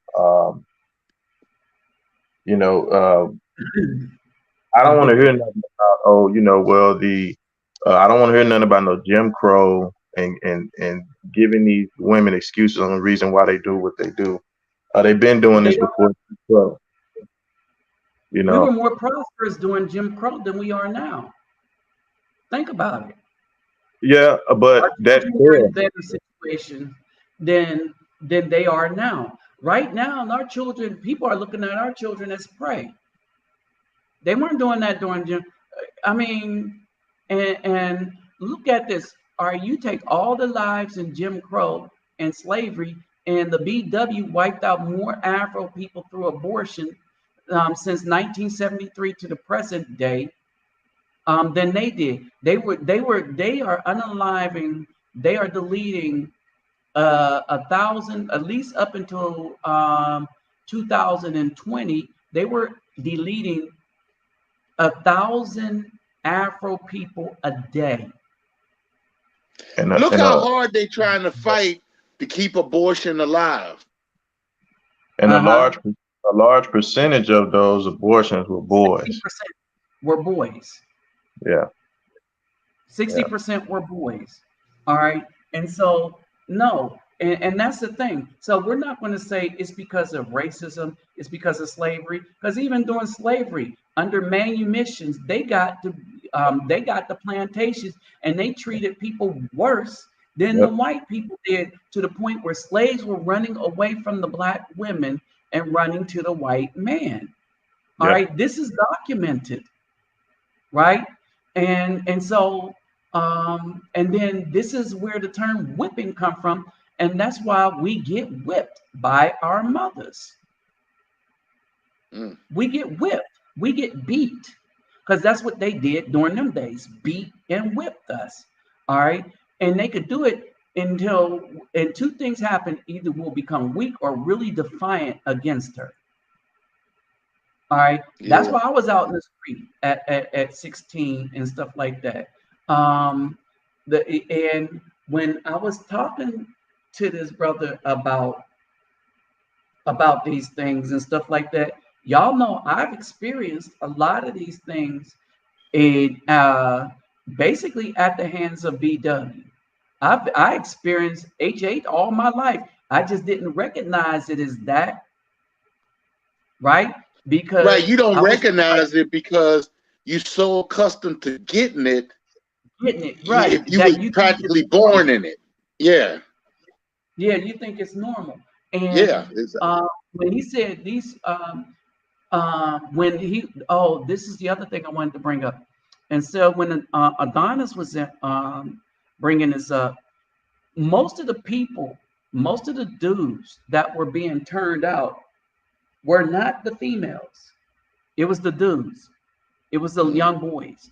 This is why the understand this. Girls were taught to manipulate themselves.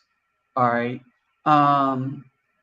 The marriage age was a lot younger back in the day, until they convinced everybody that they don't need to start having children till they too old almost to have them, to keep the population down. All right. But when we talked about when the children were being misdone, it was primarily the boys getting misdone. All right, just like on the plantation. And I remember that when the neighbors used to babysit us, there was this girl that would come down with, and her sister would make me hunch on her, and we was real young, and they would laugh. Look at them hunching. Right? They did this to us. Right? And so I can't imagine what happened as she grew older, like we were little children. Right? And I remember I was still in elementary school, maybe the first or second grade. All right. Now, the girl grows up on hard drugs. Her teeth are all rotted out because of the drugs. She grows up on some serious drugs. And we used to talk, but we never talked about how they treated us when we were little. Right? But what I can tell you is the girls, when they're treated bad, they come out the worst aware for it. Because at the end of the day, as we come into our strength, if we get around the right man, we can fight back. And my stepfather, he's the one that taught me all the martial arts that I know. And I was able to fight back. And I did fight back. I went from getting beat up to beating everybody up. But I always got hit first, but that was it. And then I needed martial arts to control my anger. And so I could just imagine I was trying to beat the people as bad as my mom was beating me. Right? And so I know I got a serious anger problem if I ever get into a fist fight, to the point where my brothers, they're 6'3" and 6'4" respectively. And they will tell you, you hit me, it won't hurt. For some reason, punches don't hurt. It make me really, really angry. And now it's and they say I'm more dangerous when I fight with my eyes closed. My brothers, they come on here some of the time and they'll tell you, right? And so I understand that in some way that I have to be provoked for that kind of anger to come out. And words can't do it. You actually just have to hit me, right? But and you have to hit me in malice, all right? But when that happens and we get into a fight, I think if you like me, we both gone, right? And so Imagine women don't even have consequences, man. It's like there's this woman that raped a 13-year-old boy and got pregnant, and she was able to right, make a deal with the DA and not even get any prison time. And surely they're gonna make that boy pay child support. and child support. So she's gonna do it to him again. Soon as he Yeah. hit 18, she's going to hit him because that's what they've been doing. They've been hitting these little, they've been doing this to these 13-year-olds. There was a story I put up on my old channel about a dude that went to California and deleted his baby mama because at 14 she was creating children with him, and she had 3 children from him by the time he was 18. He was working at McDonald's. She was a manager of McDonald's in California, and they was taking so much money out of his check. They showed the receipt. Oh, I remember this story. Right? Yeah, you remember? And he He shot her in the head. Yeah, he drove all the way to California and deleted her. And Right? imagine the child, she had to have been sleeping with that boy at 12 in order to have the baby at 13. And when they do finally hit him up, 15. huh? She had the first baby at 15. No, I'm talking about this one that I'm talking about. Oh, okay. Yeah, so was because the boy's mother's trying to get custody, and I don't know if she's going to be able to get it. And the thing of it is she might not hit him for child support now, but as soon as he gets of age, they're going to hit him for child support, and they're going to hit him for back child support. So he'll never get out of that. He'll never get out of it. And she'll be free. Not only do she not get any consequences, she gets rewarded.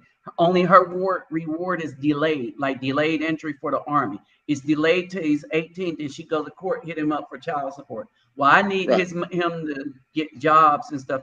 And this is a new form of slavery. Child support and these women is the new slavery that dude said it's the plantation we're not going to be on. Cornelius. First, what's up?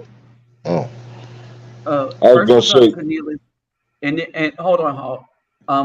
What's up, Cornelius? As I mentioned before, Salvador Bahia, a lot of the Afro women in Salvador Bahia, they're looking for white men. All right.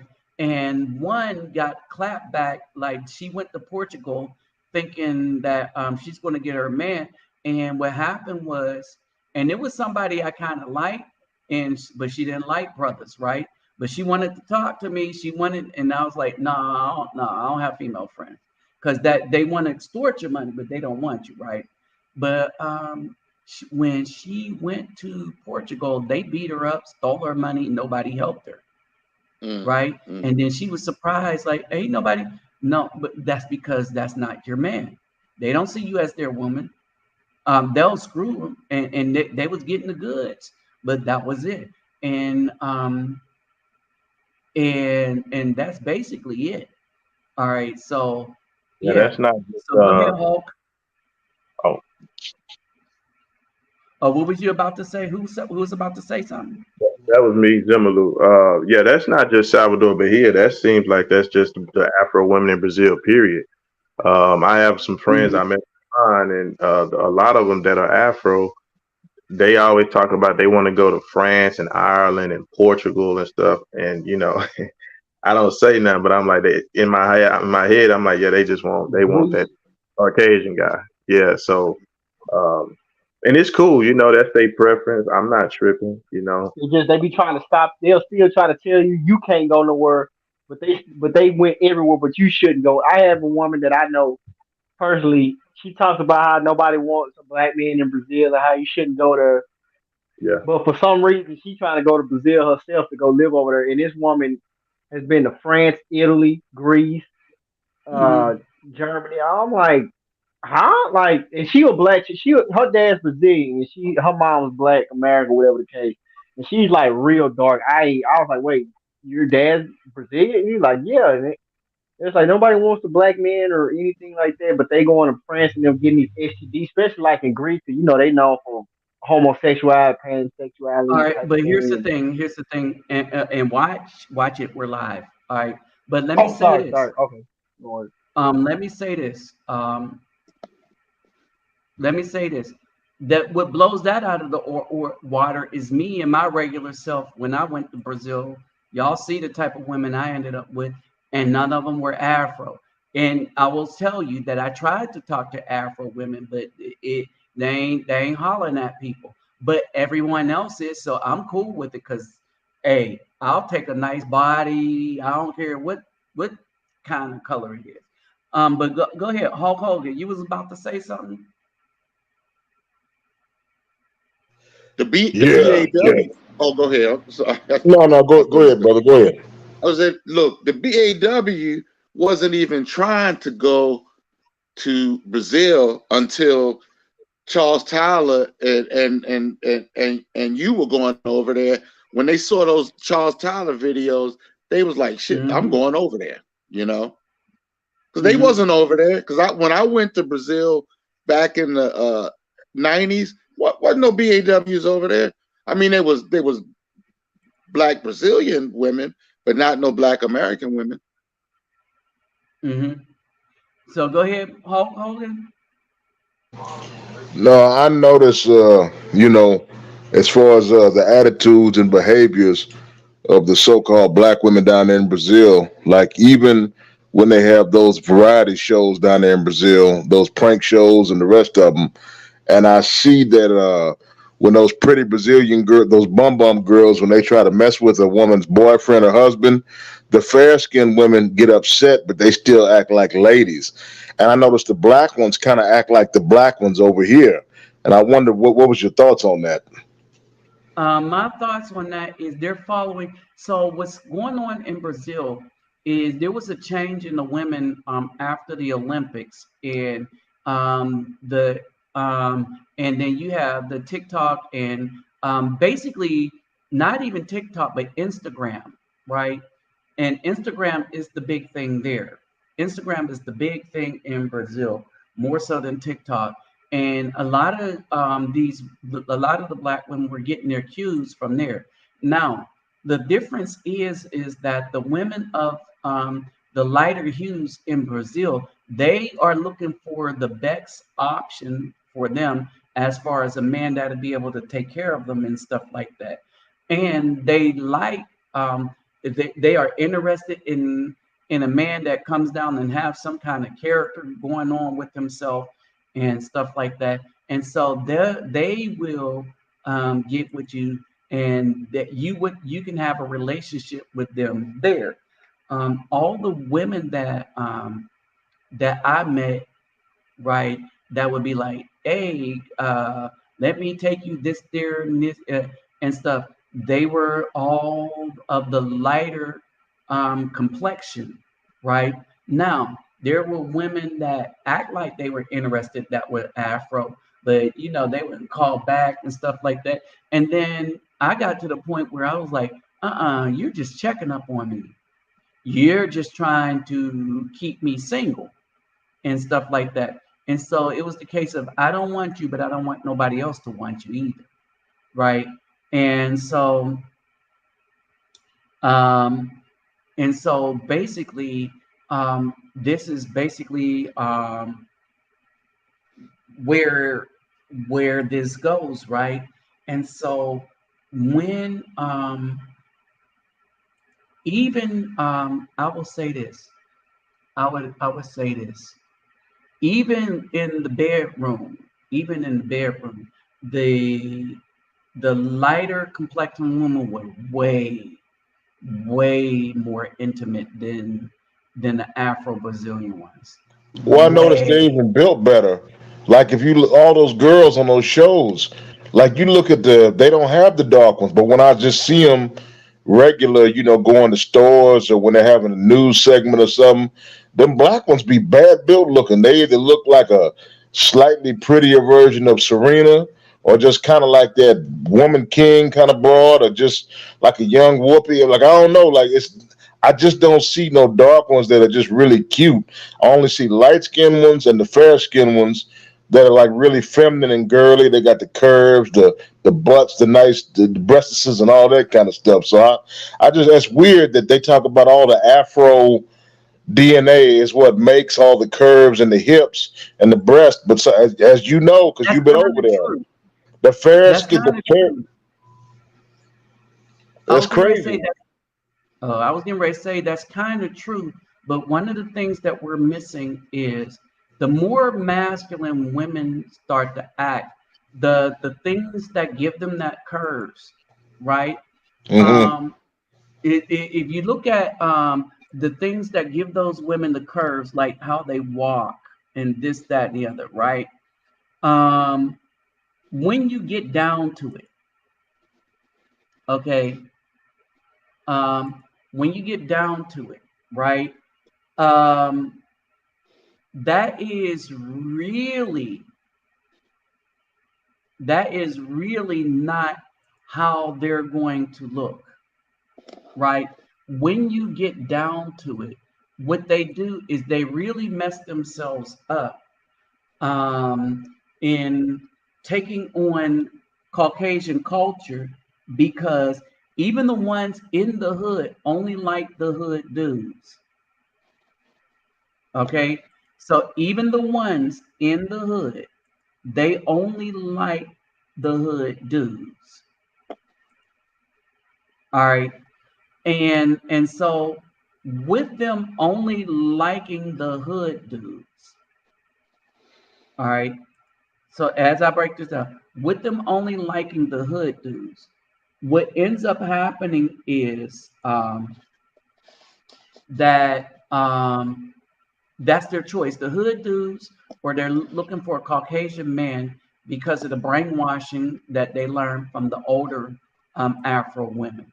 All right. Now that that's starting to be played off, and especially as the Caucasian men start not existing,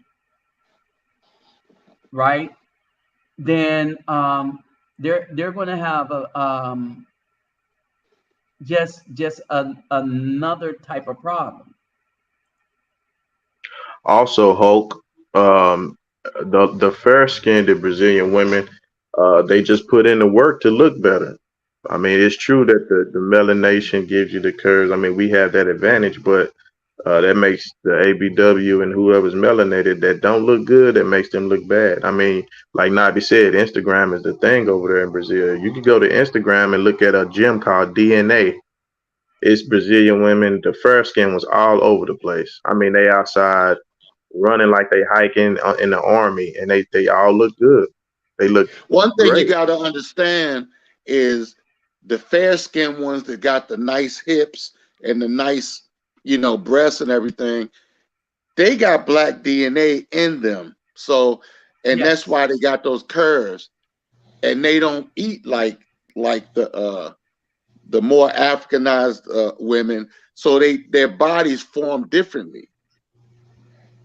They Yeah, They they don't don't eat don't have like the have. melanin in sometimes the those. octopus and all that weird stuff, possum tails and armadillo butts and all that.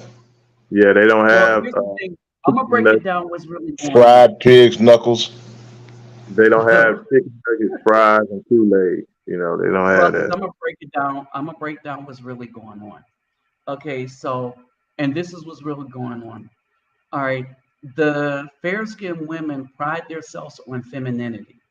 The Afro Brazilians are trying to be masculine, right?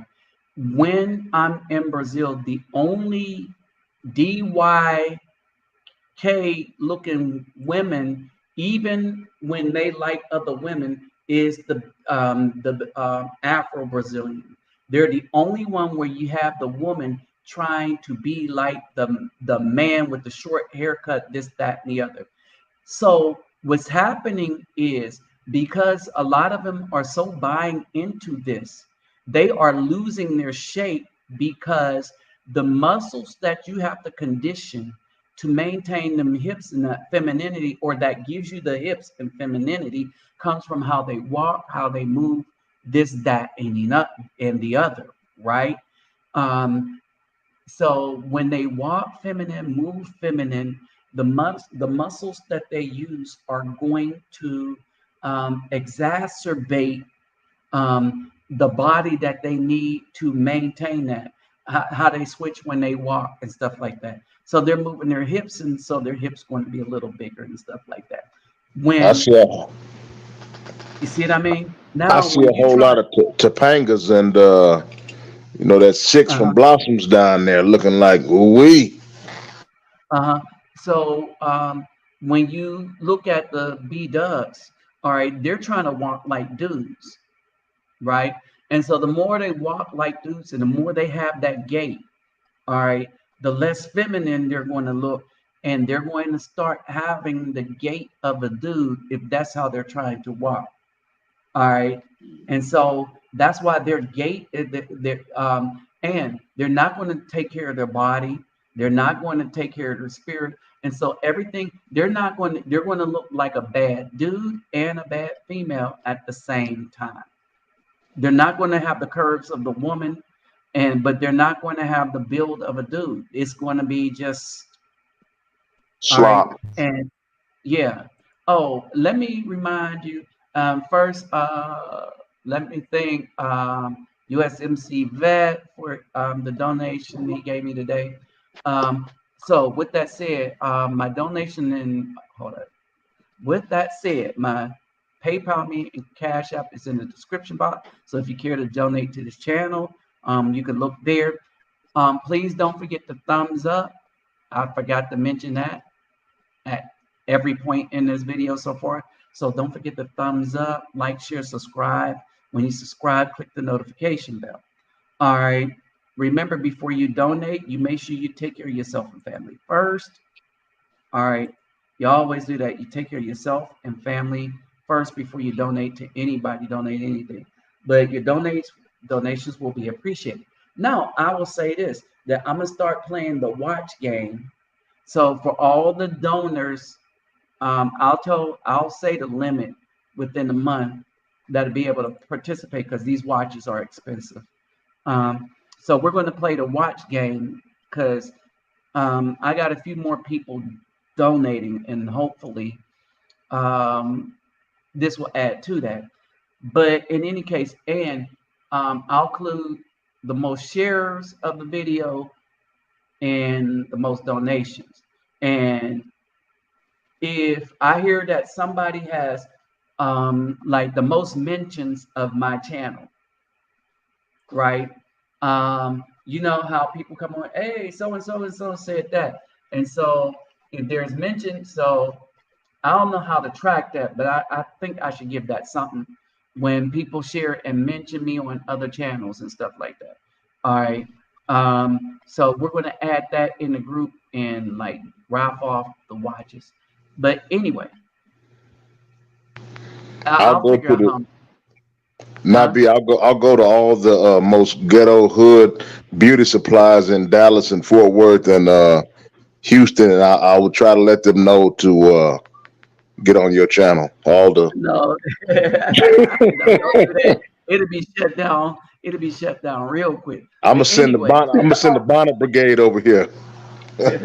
Yeah, you know, a anyway, lot of times in those hoods, they don't care about knowledge or anything, especially anyway, if it's in a book. even though in those hood, I have taken a lot of stuff. I did a lot of stuff for a lot of schools in them hood, but they don't care.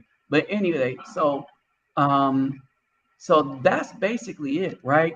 And so, Nami, so I we wanted to have a question for the guy at the bottom. I'm sorry, man. I seen you over here for a while. I know you stay in the Dallas area. I was gonna say, you said you stayed in Argentina for a while. I just want to ask. It's nothing bad. I just want to see, like, you say you was in Argentina.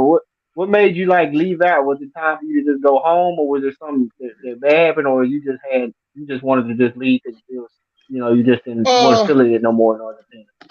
it was kind of stupid. I mean, I was kind of homesick, because when I went, I took my daughter with me, and I had an Argentine wife, but my daughter was not from my Argentine wife. She was from a BAW, and I was feeling kind of homesick, so I went back home. But it was the biggest mistake I made. I mean, it's hard to say in retrospect, but at the time, about a year or so later, I regretted it. But the thing about Argentina is the economy changes so much that what was good for me when I was there is not necessarily really good. The people are having struggling making money. So Oh, okay. I keep hearing about them only making cows. Like there's so many cows. There's more cows there than people, and they don't season when their you meat when you until say it tastes so cows, what do good. you mean? Like cows, like domestic farming, as far as like making beef. Oh man, they got some of the best. I heard The about that only from somebody country in that's got Mexico. the only country that's got better beef than Argentina is Japan. Um, the beef in Brazil is not that good. It's tough, and because Brazil got those cows with the big lump in the back. You know. So that Brazilian steakhouse ain't really much to talk about. I Well, I it like just it going. just just happens. It just happens to be the strain of cow that they have. But in Argentina, they got the Black Angus, and it's really good, man. I mean, I ate some of the best meat, and I learned how to cook it like the gauchos. You know. That's what she said. okay. Is that what you did you have to pay like a fee to stay out there for like more than a year, or did you just say, oh, I'm gonna just stay here, and you just kept checking with immigration every 3 months or so to get a No, get a I visa? was Or married, so I'm a permanent resident of Argentina. I mean, I could go back to Argentina and live there without a problem. okay, so it was okay. So you got married, you got that little privilege, like when you get married, you like you said a Well, a residency. So you permanent have permanent residency. Once you get permanent residency, you can come and go as you please, just like a citizen. You don't have all the rights of a citizen, but as far as leaving and staying in the country and working, you got all of that. Oh, okay, cool. And how did you go through there without doing like Spanish? Was it just was you just using translator or something, or you just had a business and you just No, I learned you didn't really? Spanish. It took me about not even a year to learn Spanish. Yeah, it's Oh, once okay. you immerse yourself in the country and you live in there is like, see, a lot of people, the reason why they never learn the foreign languages, they go to the country and then they hang around with people from their country all the time. You got to go to the country and hang around the the people of that country and talk with them. I used to go to the bar, to the restaurant, and strike up conversations with people. Like, they have bars. It's not like here in the United States where you go to the bar and you get beer and drink no, you go to the bar and you have like what they call it, media luna. It's like a croissant and a coffee, say a cafe. So you sit in there and watch TV and or either talk to people, you know. So you eventually learn how to talk, because people, if you try to talk to them, they're gonna try to talk to you, and you're gonna learn different words. And next, like Nabi, he couldn't speak Portuguese when he first went down there, and then after a while, now he speaks fluently. You know, and he Okay. don't even Okay. stay down there like I did. I never came back. I was down there for 7 years, so it doesn't take Okay. long. Okay. Yeah. I want to see if I was wanting to check that out. When I was in Mexico, I actually was friends with a dude who's actually from Argentina. He moved to live in Mexico, and he was talking about the food and stuff over there. And he said, "Yeah, it's pretty good." I've heard Argentina Spanish is very difficult from other Latinos. Um, I I got mean, yeah. kind of So cut I off. want to. Oh, can you hear me? Yeah, go ahead. Go ahead. Oh, yeah. So okay, I've heard about this. So, yeah, I want to be able to try to do one of those residency. I heard you had to pay like a fee or something. I know my case may be different from how you was in Argentina to be a residency. They say you had to pay like a certain uh, fee to be like in a visa if you just want to just live out there and things like that. So I appreciate that on that case. And as far as I would just ask another thing, as far as the country you've been to Brazil, Japan, Argentina, and were those the ones that you've been to so far? Hello. Yes, I was saying were those the main countries you've been to before? Japan, Argentina, and Brazil. No, well, Argentina. See, I was doing music, so I was touring all through South America. I lived in Argentina. I toured back and forth to Brazil because I did some television shows in Brazil. There's an artist, her name is Shusha, and she had a kiddie show, but she would have bands come on the show. So I met her when I was in Argentina, and I did her show in Argentina, and then her uh, her company flew my band out to Rio de Janeiro, and we did 4 shows in Rio with Shusha. She's I don't know if she's still popular, but back then she was like the biggest thing in television, and she got her start because when she was young, she was probably like I don't know 17 or 18. She dated Pele, and Pele set her up, and she got her name and got the television shows and all that stuff. I She always had a she crush on her. she look, you know who Shusha is? Oh, come on. That song they used to sing and them little kids would go crazy every time she'd say Tuesday. They will go crazy. Plus, Yep. she had a character called Dingue on on I the show, remember. I remember. and she we were funny because she kept calling me back on the show because I was American and she was Brazil and Argentina. So we were tearing up the Spanish language because it was at the beginning when I was first over there. And we would be talking and people, my friends would be making fun of me, saying, y'all, we were laughing at y'all, both of y'all trying to speak Spanish. Yeah, Oh, but okay, I nice. used I know to So, like. you speak. You say, Huh? oh, I say, yeah, I noticed yeah, when people say that you speak Spanish in a very well manner, they just start to. It's like they start to get really impressed, man, and they start giving you discount. They start saying, "Oh, whatever I have, you have." hey, hey, As do far y'all as know about outside the this? Look country. at this comment here. Black people Huh? from South Carolina being abducted from Mexico. What are your thoughts on? The black people for South Carolina, that is from Mexico. What are you? Is that the one we were I talking was about not aware earlier? of it. Well, were they from South Carolina? Yes, I was just I reading think. it. Okay, Yes, okay, so we just did that report and stuff like that. The Mexican government gave them the remains back. The cartels gave them remains back, and it looks murky. It looks murky with 3 of the guys being having records for being dealers. So North three Carolina. of the guys had records for being dealers, and the woman was going down there for a surgery. So um, I don't know. It sounds suspicious, but we know that the cartel turned in the people that took the lives of those people. Okay, and we don't really know. You think they was Um, probably afraid of the military, the U.S. military? no, no, no, no, no.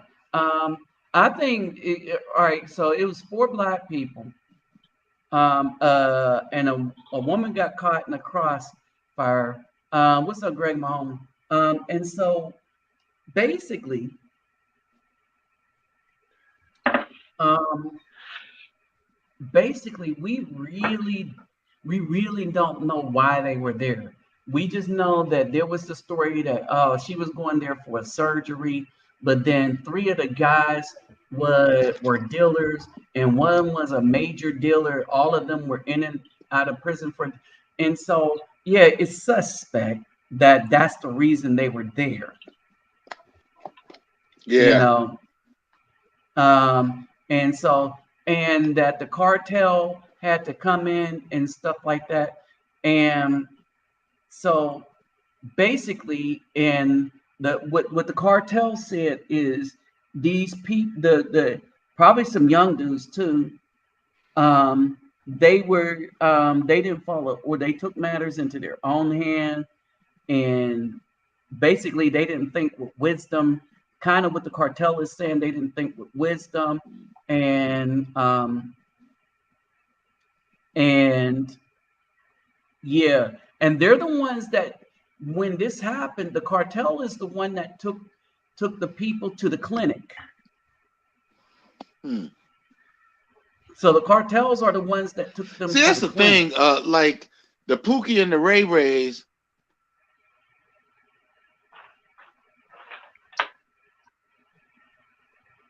That's yeah, they're the Oh, ones that. So huh? they took the so they took the ones with the more minor injuries to the clinic. All right, Yeah. and the major injuries they tried to fly them somewhere. You breaking up? I think. Okay. No, I was just looking at something. So they the major injury. So the cartels tried to take them to the clinics or take them to get help. Yeah, they're not gonna scare us from traveling because the Pookie and the Ray Rays, they the ones that's going to Mexico, or a lot of them go to the DR because it's close and they can afford to go. But you're not gonna see them going to Thailand to Right. If they got records, they ain't to go. They ain't going to Thailand at all. And plus, from what I've been seeing, a lot of the guys that I know personally, Pookie Ray Ray, they go to Mexico. They be trying to go there to try to do some hood stuff so they can brag when they come back here, and they don't always make it back over here. Like I knew one, they right. would literally go over there to try to sell dope, and then they end up never coming back. I'm like the hood coach over there is totally different from over here, and they don't really go that far. They go to like the tourist areas because a lot of them ain't trying to learn another language like that. Plus, it's the You know, worst they can part. I speak that mean, language. the border towns are the ones where you wind up getting yourself in trouble. Yep. Right. My brother used to work in Brownsville, and he said he would hear shootings all night. My brother, engineer, he said he was working in Brownsville. He heard shootings all the time by the cartel over the mountain, and I was like, holy crap! I Then mean, they go they go to the border towns, and they'll go to a lot of tour there and be out at night, and that's how they be getting extorted. Crazy. So I Hmm. mean, I've heard cases with that when I was in Mexico. They told me that, so Yeah. I was like, oh, So okay. Yeah, you get very um few Pookie and Ray Rays that's going to go down deep in Brazil and all of those places because they not going. First of all, they not going to have the finances to do it, and it just takes more money and more planning to go to these other countries like that. You'll hear right. some of them going to Ghana and starting up some trouble and stuff, but they don't want to do too much because you go to Africa or even Thailand and get caught up. You go to Thailand and wind up in the broken down palace, or go to the Gambia, wind up in 2 Mile in in the 2 Mile prison. Right. Yeah, I know. And so it would be kind of bad news for them. All right. And so and I mean really bad news for them. Um Hold on, let me see something. Brother Wayne, hold on, let me see. He just sent me, let me see if I can share this. Okay. I have sending myself a copy of this photo. All right, let me put it in this thing here real quick. Hold on for a second. So I got a copy of the photo of the guys that the Mexican cartel turned over. Probably the one that I was talking about. And so, so Brother Wayne, he's back in California, and so he just let me know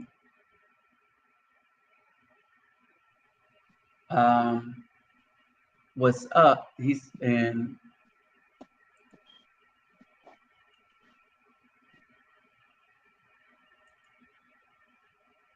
All right, got it. So let me do this real quick.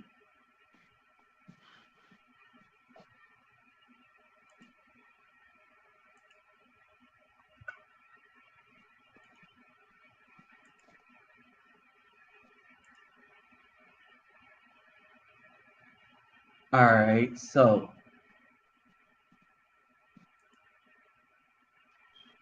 let me do this.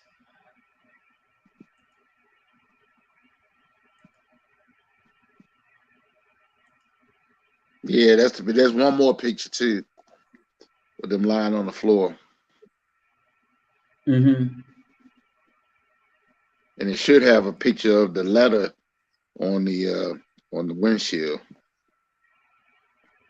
And so, yeah, but I just put this up because I thought this was the more significant one. Oh, you don't see the other one? Well, he sent me a few pictures, but this is significant enough. Okay. And so, so basically, this is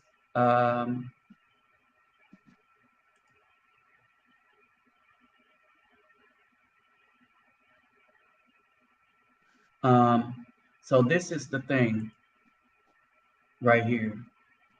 The guy you had up there before said they didn't do one video about it. I don't think the Passport Bros should be doing a video about this stuff because it doesn't pertain to us. It's like, okay. Well, here's the thing.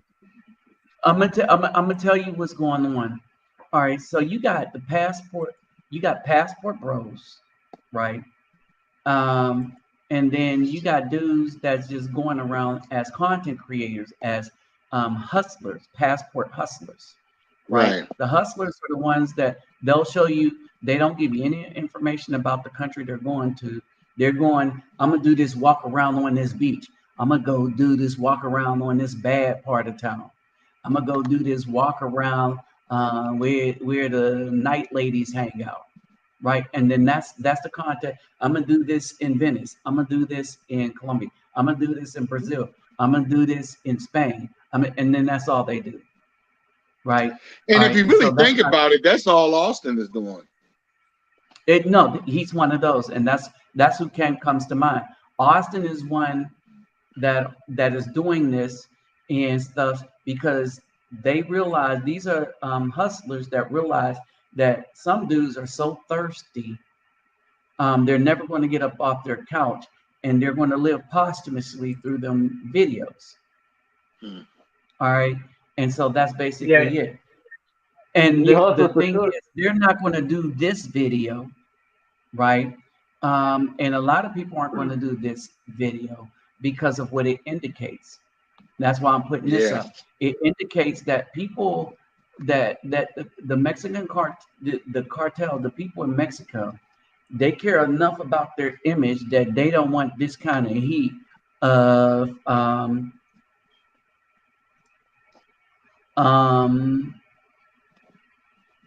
Filipino chicks debating. Yeah, they don't want their tourism thing messed up and stuff like that. Yeah, because I mean, Austin went to We've the been hold Philippines. on. Let me Cornelius. We've been all that out,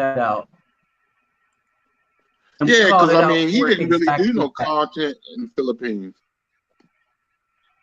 Who? You just had him with a chick or whatever the case.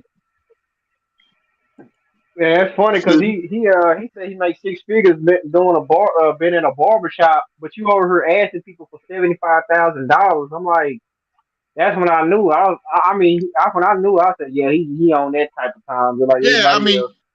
he bought 2 drones while he was over there, and I remember he was asking for money for the drone, and then he was he was like, "Yeah, I need another drone," and I'm like, "You just bought a drone over there, DJI drone."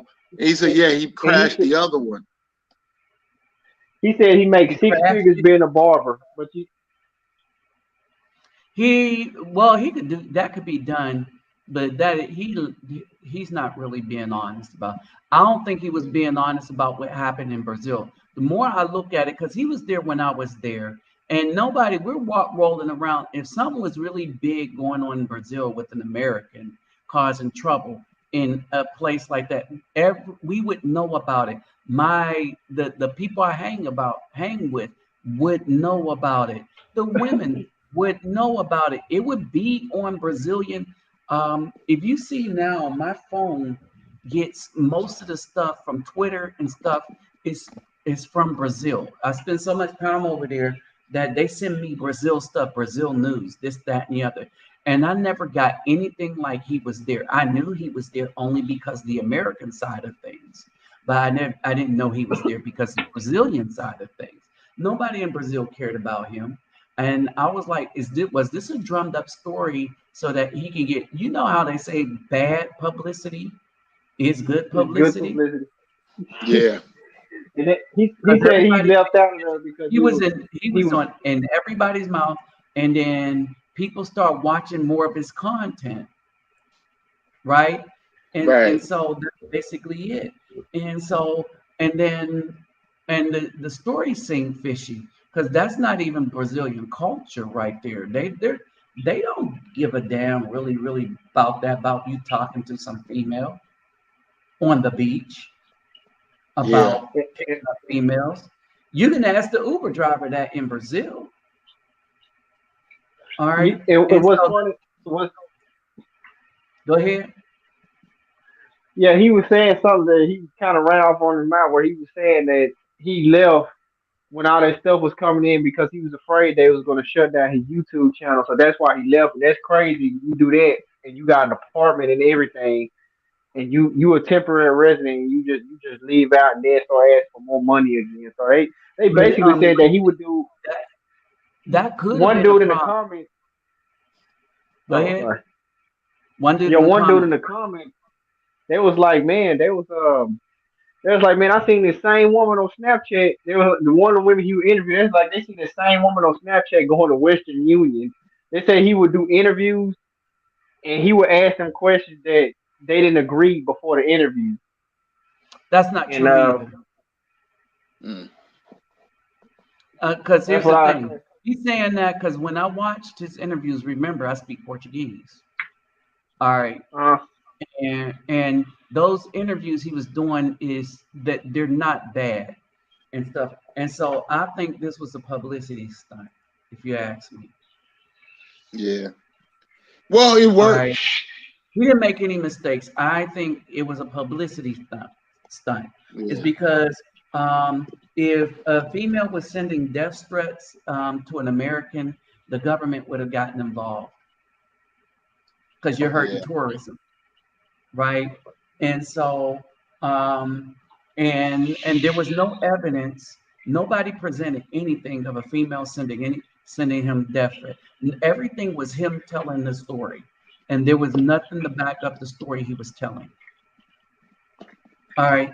And I'm telling you from now, there could be something, but I'm there right now. And as this stuff was happening, I did some videos on it and we couldn't find out any information. Well, that in female Brazil. that wrote the article, she did make a indirect death threat. She said, you know, he's gonna wind up with a bullet in his head, death threat.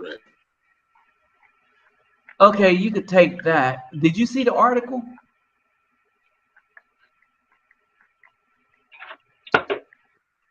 Did you see the article that this woman wrote?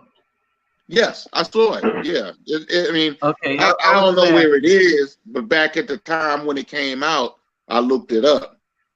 Okay, She's a and was that a Brazilian that wrote that or American wrote it? it Or was it was was it a a Brazilian? Brazilian Where was she woman that living spoke. at? I'm sorry, excuse me. Where was she living at? Was she living in Brazil or was she living in America? You know, I really don't know. I think she was Because living in Brazil though. here's the thing. So I heard about the article, and what I did hear is that she was working in cahoots with American women. I'm sure she was.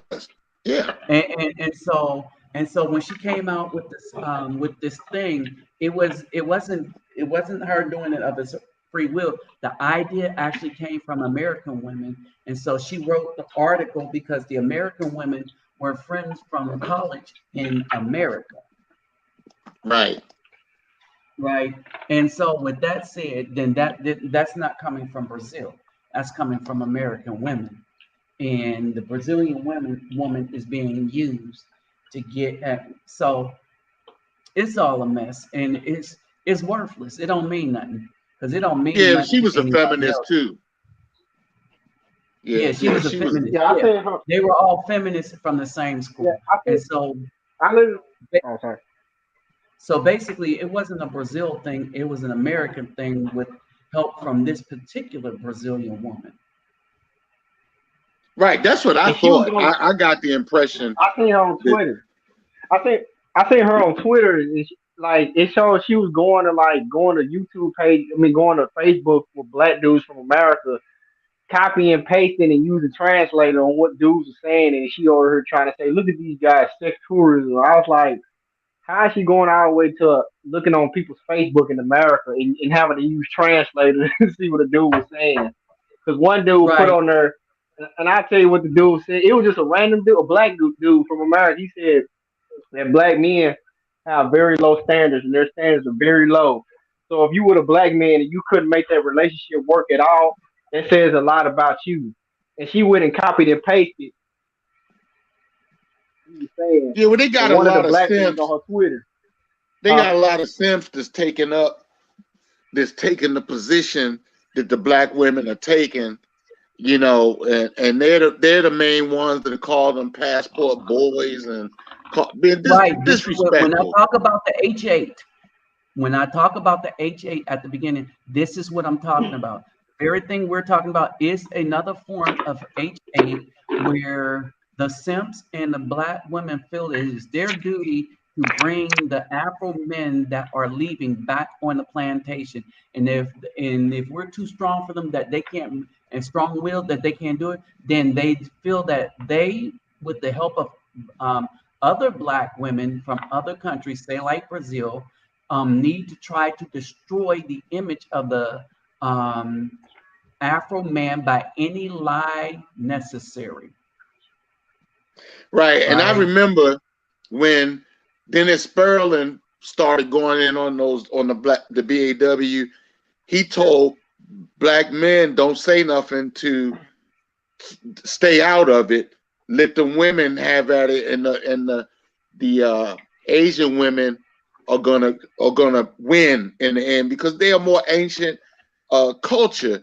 And what the BAW started doing was finding these simps to speak because what they want to do is they want to get the Asian men to go against the BAW. It's the typical divide and conquer method. You know, hmm they want to throw the stone and hide their hand. but here's the thing. But it's not going to work because the Asian men, the Brazilian men, and all the rest of that, they don't give a damn. They too busy working. Right. Right, so they're not going to fight the Afro man that's coming on over there because the Afro man is the one helping them with the work. All right, Right, we right, understand, right? And so you can go after Holloman because he's not working. That's why he has to be beholden to YouTube and stuff because he's not working. All right, he did so he has to come and do whatever he can to get views, right. Yeah, it's and like that's they the don't stand problem for nothing. with him and a lot of other dudes. They're doing whatever they compromise their soul to get views to get some money. Right, and Yeah, because I'm people starting to that see. go ahead. I'm sorry. Yeah, I'm starting to see them like change their views on things like that. So now they're saying, guys, they ain't gonna really just like you like that. So it's just like American women everywhere else. I was like, oh shit, that one dude put in the comment, yep, some of these guys been compromised. It's funny because these guys, one of these guys I actually know, they all from Dallas. That's so funny about it. I'm like, oh my god, I'm like, they all from this one area. So yeah, a lot of them are getting compromised. They ain't like when Nabi said they're So, not telling the whole truth. It's all about scamming. Everything seems to be about scamming, and it kind of makes it look like we just out there, we doing what they doing, and it kind of, I'm like, because people always I, gonna try to put a name to, oh, I'm sorry, I couldn't hear. I think it was cut off.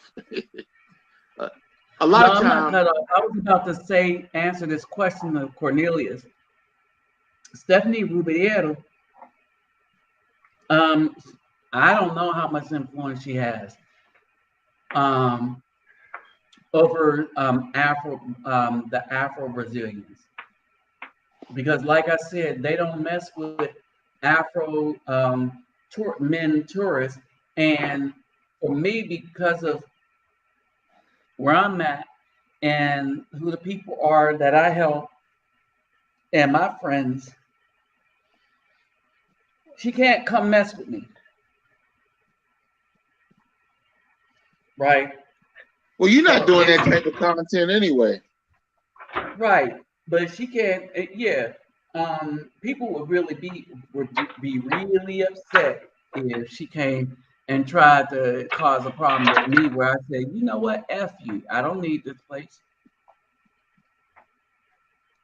Yeah, So I don't know who she is. A lot of children would be upset, and a lot of brothers would be upset. All right, and then that wouldn't be good for her. All right, if she was that kind of person, right?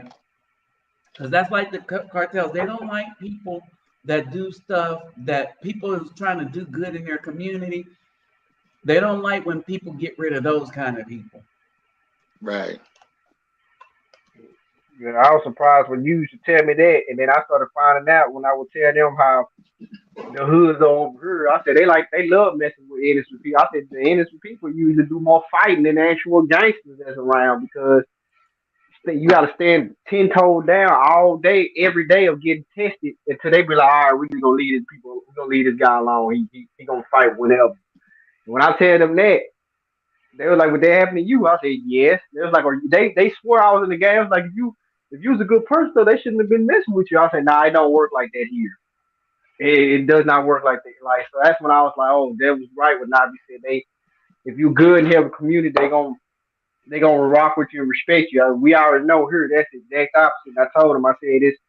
I think even the president of Mexico said that it's a lot of social decay. That's why we always on drugs and stuff, using fentanyl because of social decay. So, I mean, yeah, Let they me do say, seem to let me have answer this. protection.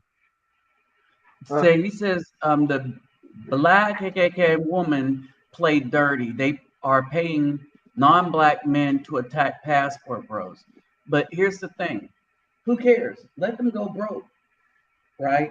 Because a lot of the real passport brothers, we're going to places where they have no reach, and we're helping and backing the people that come against them with our deeds, right? And so let them have at it. Let them have at it. Yeah, You know what I mean? Hey, if they like it, I love it. All right, but at the end of the day, Yeah, they're fighting a losing battle, right? And and the more they fight the battle, the more or the less the good Afro men will care. And the more they fight the battle, the more other brothers will look and they'll be like, you know what? These women ain't worth the time of day, right? They're not worth anything. And they won't even be able to get dudes to say hi to them. And it'll get to the point where dudes to see that they are the ones working in the store and we'll go to another store that has somebody other than them working. We won't go to right, any yeah. of their I and that's mean, happening now. I was calling today to my health insurance place, and a black woman answered the phone, and I almost wanted to hang up and call back again and see if I could get somebody else. That's how bad it's That's how bad getting. it is. It's getting That's to how a bad point it where is. we don't even want to talk to them. Right, because we see them as such an adversary to anything good. And we see them as the liars of us. Um, every um, every lie was promoted that the Caucasian wanted to tell about us was promoted through them. They destroyed our children.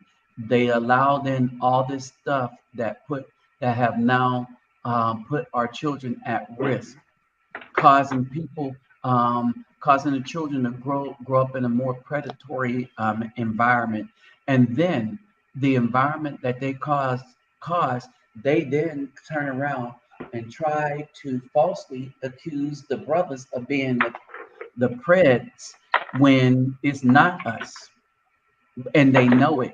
And so this whole thing, it is a deep dive into just some other type of wickedness, and brothers ain't having it. Hey, Did you y'all. hear about that BAW in Texas that left her two kids in the house for over 2 months and went down to Yes, I did a Alabama video to? about Oh, okay. that. Yeah, because they Yeah, finally caught her. They caught her the other day. yeah, we did it. I did a video about that. Um, And her um, house that she lived in was beautiful. She had a nice house. She left that house and was hanging down in the hood. right, but that's because her ex-husband was paying for that house. He was paying for their children. He was paying for all of that, and the children were starved. But the children were calling her their father, and it wasn't all of their father. It was the middle child's father, and the mom said, "Don't tell them that you are here alone with your little brother, or he's going to take you, because that other child isn't his. He's going to take you, and their little brother will be in the house alone." And that's the mind game that mom play. That's a sick that's the stuff, that's the wickedness I'm talking about. That you I, do that to your children, and then wonder why they grow up effed up. But yeah, They don't the mind the strong police father, family gave though. him both of the kids. huh? The police gave him the daughter and the son, the small boy that Right, wasn't because even the his. 14-year-old, yeah, the 14-year-old had run away to Alabama, ran away from her mom, and ran away to Alabama. Yeah, I did it. I did No, a I'm talking TikTok on about the middle child and the youngest one. He went and right. he He got went both to of the the kids. father. Yeah, he took the middle child and the youngest one, but there was three, and the 14-year-old Ben ran away. Right. You see, the oldest one Ben ran away. All right, Yeah. and yeah, it's crazy. But anyway, with that said, y'all, it's time for me to shut this down. All Um, right. what time it is here? Well, thanks for having me on. I appreciate it, Mr. Nabi. It is 2 o'clock. So let me shut this down. No, it's 12 o'clock. No, it's Oh, two that's Oh yeah, o'clock. he right. Y'all. in Dominican Republic, so 2 hours. Oh, that's right. I forgot. I'm sorry. Yeah, So yeah, brother. anyway, so I'll holler at y'all. Oh, Peace, love, and soul, everybody. Good Thank talking you peace. to all you. for Peace. stopping Peace, family. by. Uh, All right. Special thank to brother Adonis. So nice of him to pop in. Was in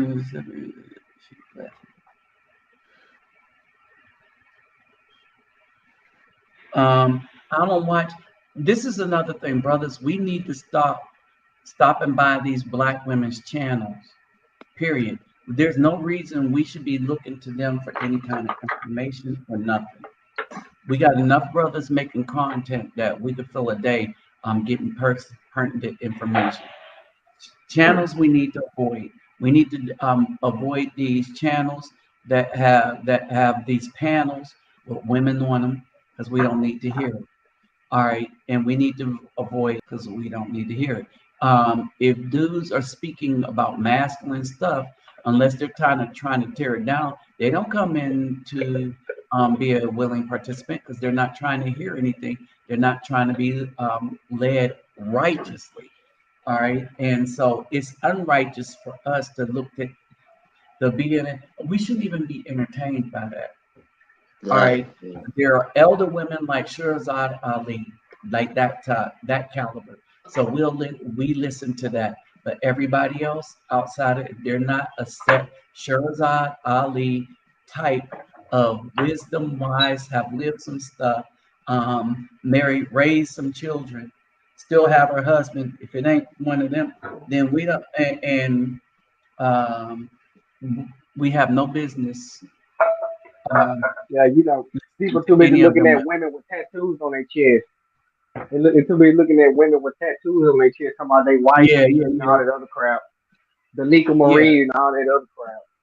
Right. These women out there putting their breasts all out and stuff like that. And that's why dudes are coming to their channel. And then dudes are trying to say, oh, it's because she's saying something. She isn't saying anything. If you wanted She somebody ain't that was saying saying anything something else, man. real, you would look, you would be watching brothers talk about real ish Yeah, with they other just got brothers. thirst traps, is all. Yeah, yeah. All right, because iron sharpens iron. Brothers need to be in discussion with brothers. So with that said, like I said, unless they're older women or unless it's something about something specific that they are like a subject matter expert in, we should not be watching their channel. Like women that have finance businesses, right? Okay, she's a subject matter expert. Or a woman that come, this is what the school system is doing. She's a subject matter expert. But if they're just if it's general conversation, we should not be wasting our time as men on that stuff. All right. Yeah. All right. And so we shouldn't be listening to them for advice, their opinion on anything or nothing. All right. Not if you're a brother, a real man. All right. So with that said, I'm out, y'all. Peace, love, All and right, soul. man. Thank you all for stopping Peace. by. All right. Don't forget the thumbs up and share. All right. Peace.